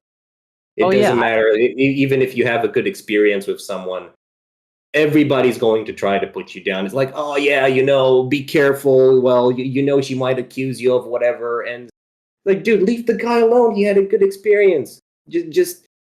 I left a comment on one of Human's videos a while back. It's, where has this level of male camaraderie gone? Can't I be happy anymore for the guy that's next to me and something good happened to him, which I know was an issue in his life? No, where the hell, when did that go out the window? Because misery loves company. Exactly. And they're just crabs in a bucket. Indeed. But again, there's a reason for that, because again, this guy who had a good experience, he turned around and confronted his monster. The next guy, because it's the courage it takes to try and climb out of the bucket is one thing, but that crab trying to climb out of the bucket, he doesn't necessarily know where he's going. He's going to fall off the edge of the bucket. He doesn't know if he's going to die, what's going to happen. There's a lot of insecurity. And then on the other end, you got all his former friends or comrades pulling him back down. So he's being pulled. There's fear in both directions. So I can have a bit of sympathy, but unsurprisingly, Kara will say, I can sort of see both your sides, where I do have I've got less and less patience for guys that don't want to meet me part way. If I want to have a conversation, or if I want to help, or if I want to have some sort of common ground discussion with them, if it's all a binary discussion of like, no, I just want to talk in my myopic manosphere fashion, it's like, well, there's only so much I can talk in that aspect. If it's only going to be your conversation, I don't know how much I can help you, because you're constantly complaining. Yep. And I can tell you from experience, having a channel for a couple of years now, sometime when the videos get a little more positive, you lose subscribers. Oh yeah. You know what? You just the crabs are grabbing onto your legs, and you just got to shake those motherfuckers off. Like, yep. you just got to keep on keeping on, climb out of that bucket. Ask Karu. When I started being positive, my channel just slowed down and hasn't moved for 2 years. Well, you know how you can fix that? Just hire a model on screen, Pete, and each time you're at the blackboard, just have her shake her bosom a bit, then you'll be fine. You'll get so many subscribers that you won't even be able to count that high. Tech sells. It's the sad truth. It will sell now more than ever. It somehow will make sense to them. Yeah, great. Pete hates women and he's got a hot woman on screen. That makes sense. Why if I hate women, right? I don't, obviously. But why would a woman who thinks that about me agree to be in my presence if I had that opinion, It's just, it makes you think, if you're intelligent, like, how would you feel safe around a guy like that? If you're intelligent, if you really have to have a woman in your frame, you don't respect her, she basically is a pet. How can you rationally trust her, that you can count on her, that she kind of values you for good qualities? Like, if you hate her, why does she like you?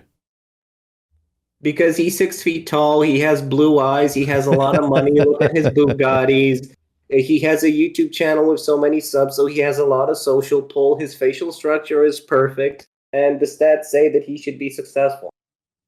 Well, we shouldn't be too dismissive of that. Halo effect is definitely a real thing.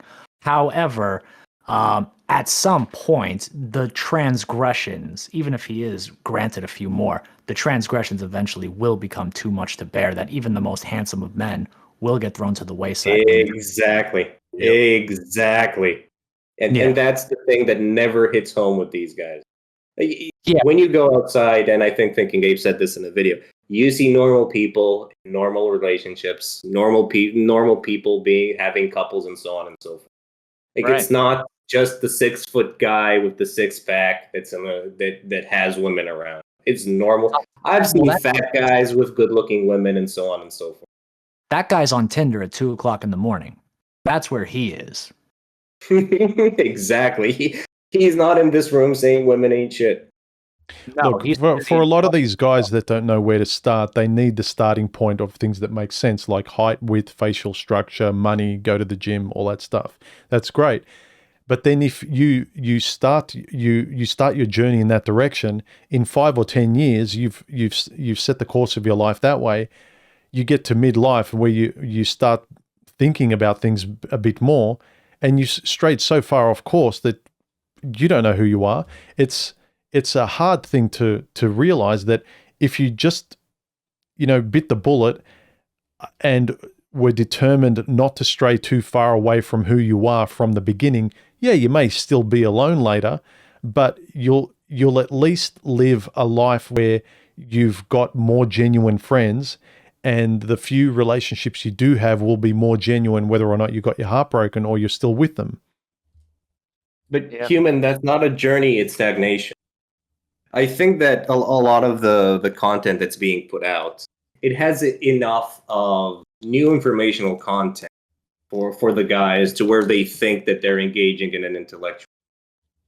While any person that's ever been in a genuine intellectual environment, if they've been to college, if they've been to in any of these environments and they've had some level of mastery over them, they're going to tell you that they reached a point where I can't do more than this. I've understood as much as I could, or you're one of the guys that's on the bleeding edge and he works in research. But I think this type of content has enough pull with the audience to where they think that they're on a higher level than they actually are. And it gives them a certain sense of entitlement and arrogance. Yep. And they're just happy to be in that space because you constantly have people coming in, and it gives you a sense of fake authority because you know more than all of the other guys, and look at all the things that you're teaching them and what you're exposing them to, and so on and so forth. Right. Charlatan mindset. Yep. And it's just stagnation for a lot of these guys. How many of them have you talked to, even personally, and you come back a couple of months later and they're saying the same thing over and over again, even if they were wrong and you demonstrably prove to them that they're wrong, and they're still repeating the same thing. Still running. Well, it takes a while for people to get over their addictions. These safe spaces of the manosphere, when someone's scarred, it heals them, but then that sort of environment becomes an addiction as well. Yeah. They found a new plantation to live on. Yeah, look, just as a place, like all of us want to find a nice plantation. We want to find a place where we feel comfortable, but not at the sacrifice of having to sort of jump through hoops and sort of avoid ourselves all the time. Like, I think intrinsically, like the more you can get away from anxiety and fear, like honestly, when you go to bed at night and like the interactions you have with people in your day-to-day life, do you feel more anxious and scared, or you feel less anxious and scared, genuinely? Not that you go online and you all say to each other, you're really brave, but actually when you're not around people, just the ambience of your life, especially when you're on your own in your own head. If you've got a lot of demons and you're anxious, I think, again, like someone can fool themselves all they want, but ultimately you can't lie to yourself. You can try, and a lot of people are, but you really can't run away from that for very long. That's probably a good place to stop. We've been going for a while now. Yeah, that we have. Have a good one, dude. Good talking All to right, you guys. guys. Thanks for showing up. We'll do it again. Bye. See ya.